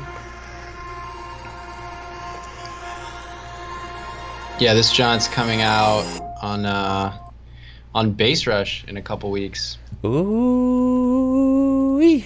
Okay. And it's the first tune off my EP. So, or not the first tune, one of the tunes off the EP, the title track off my EP. So I'm pretty stoked. Dude, that was that artwork was amazing, man. That was some beautiful shit. Thank you, dude. I'm really fucking excited about that. So is this this was the title track? It's called Slipstream? Mm-hmm. And what was the art that went along with that one? Which one was the... It's the chick falling into the portal. Oh, okay. That's the cover art too, right? Yeah. Okay, nice. Hell yeah, man. Well, it won't be the cover art when it comes out. It'll be the art when the whole EP comes out, which I don't know how that rollout's going to go yet. I'm still trying to figure that out. Well, we're here for it. All right, so this one's called Saka Slipstream. Title track. World premiere. I love the outro. I love the outro. Oh, wait, I can't hear you. Okay. There we go. There we go. All right, so I got the Saka command over here too. Everyone go follow this guy. This guy. You got any production feedback for that song? Huh? Any words of advice for that guy who just submitted that one? Words for advice for myself? Yeah. Dude, honestly, if I could go back and work on that song, I would like switch some things up for sure. I don't know. Like I feel like the piano kind of comes in randomly, and I definitely wanted more orchestral shit going on. But yo, I saw this comment that said it reminds me of Rift. I love it. in general, this whole EP is like, so when I wrote Rift, I had this whole like imagined thing of like this chick falling into like a rift portal. And this whole EP is basically about that. So this whole EP is basically Rift Part 2. And this song is definitely Rift Part 2. So good catch on that. Hey. Oh, they said it in this chat right here. Yeah, in the Twitch chat. Nice. Oh, that's fire. I thought you meant like a comment just in general. Oh, nice, dude. Hell yeah. Yo, that's awesome, man, to pick that up, you know, and just something that you've kind of, we didn't even really talk on it too. We talked about how you have a story and how it came up, but we didn't really talk about what it was, you know, and just someone kind of tied the two together. That's kind of nice. Mm-hmm. That's nice. Does that validify you as an artist right here? Huh? Yeah, I feel great, man. I feel great. Fucking great, bro. Yeah, man. It's been 3.5 hours. I can't ask you to stay any longer, bro, but I appreciate you fucking being here, doing this whole thing, course, man. It's been nice to fucking hang out with you, bro. Now that I don't know, no shows, so I'm not seeing your mug for a while, you know. Dude, for real, But, we're on totally different coasts, bro. It's you know, it sucks. Last time we were hanging out, we were having a nice taco. Yeah, dude, we were having a nice taco. We were throwing vinyl plates outside of the venue. Wow, I won a vinyl. That's true. I forgot about that. You won a vinyl. Mine flopped. I was close every time, but they flopped. They all flopped. Damn, I got a gift. You know. You have a gift for sure. I got a gift at throwing vinyls, unfortunately. Specifically for throwing vinyl only, though. Just playing. Shit. Thank you so much for having me on the show, man. You're the shit. Everyone, I'm assuming you're all following Eric. You're all his fans, but keep supporting this motherfucker. He's the shit. One of my favorite people I've met in bass music. Hey. But yeah. Thank you, baby. Yay. Well, it's mutual, man. It's like as soon as I figured out your name was Eric Joseph, it was all over from there. I know that was today, yeah, we but kind of had to be boys at that point. We kind of have to be boys after that. Yeah, it's creepy. It's necessary. Yeah. Yeah. Nah, dude, and you just give off some straight good ass vibes, some real ass feedback, and the tunes they speak for themselves, man. So I'm looking forward to seeing what you could do in 4 years, what you could do in fucking 8 years, you know. And seriously, thank you for being here. I hope maybe we could do this again or some shit, you know, just chit chat, whatever we got to do. People are probably, you know, loving the dirty feedback, 100%. the tough love. But, shout out to Eric Joseph Squared. Eric Squared. Thank you guys for all submitting tunes. Sorry if I hurt any feelings, but I was just being 100% honest. But, you know, I hope that you guys learned some shit. Yeah. Yeah, man. Stay tuned. Yeah. Yeah, bro. Go follow this dude. I'm spamming his command again. All right, guys. Go. Oh, I swore that's the wrong fucking command. Saka. Jesus Christ. But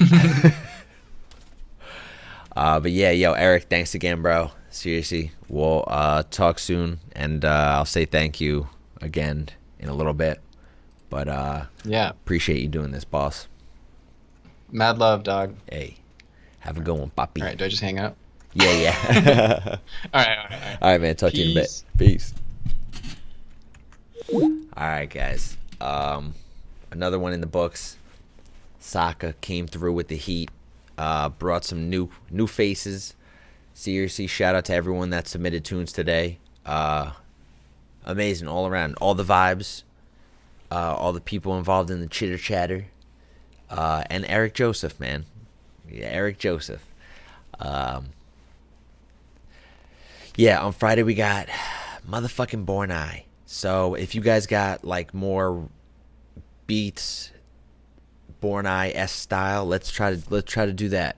Maybe like a rapper on them, or some kind of hype man, something like that. But until then, yeah, we got Born Eye. Yo, Sketchy Pete, drop your tune that we picked. Yes, please. We're gonna rate him again and ask him. All right, Buku again. Buku. All right, here we go. Here we go with the Buku. I appreciate everyone for being in here. Even that little intro that we started with me and Saka, that was awesome to have. I got to start doing that with more people. But thank you again for everybody. The 2 tracks that we didn't get to, we'll get to you guys. We'll get to you guys. Love you guys. Appreciate you. Oh, I thought I started the raid. Here we go. Here we go. Here we go. Shout out Saka. Shout out Saka.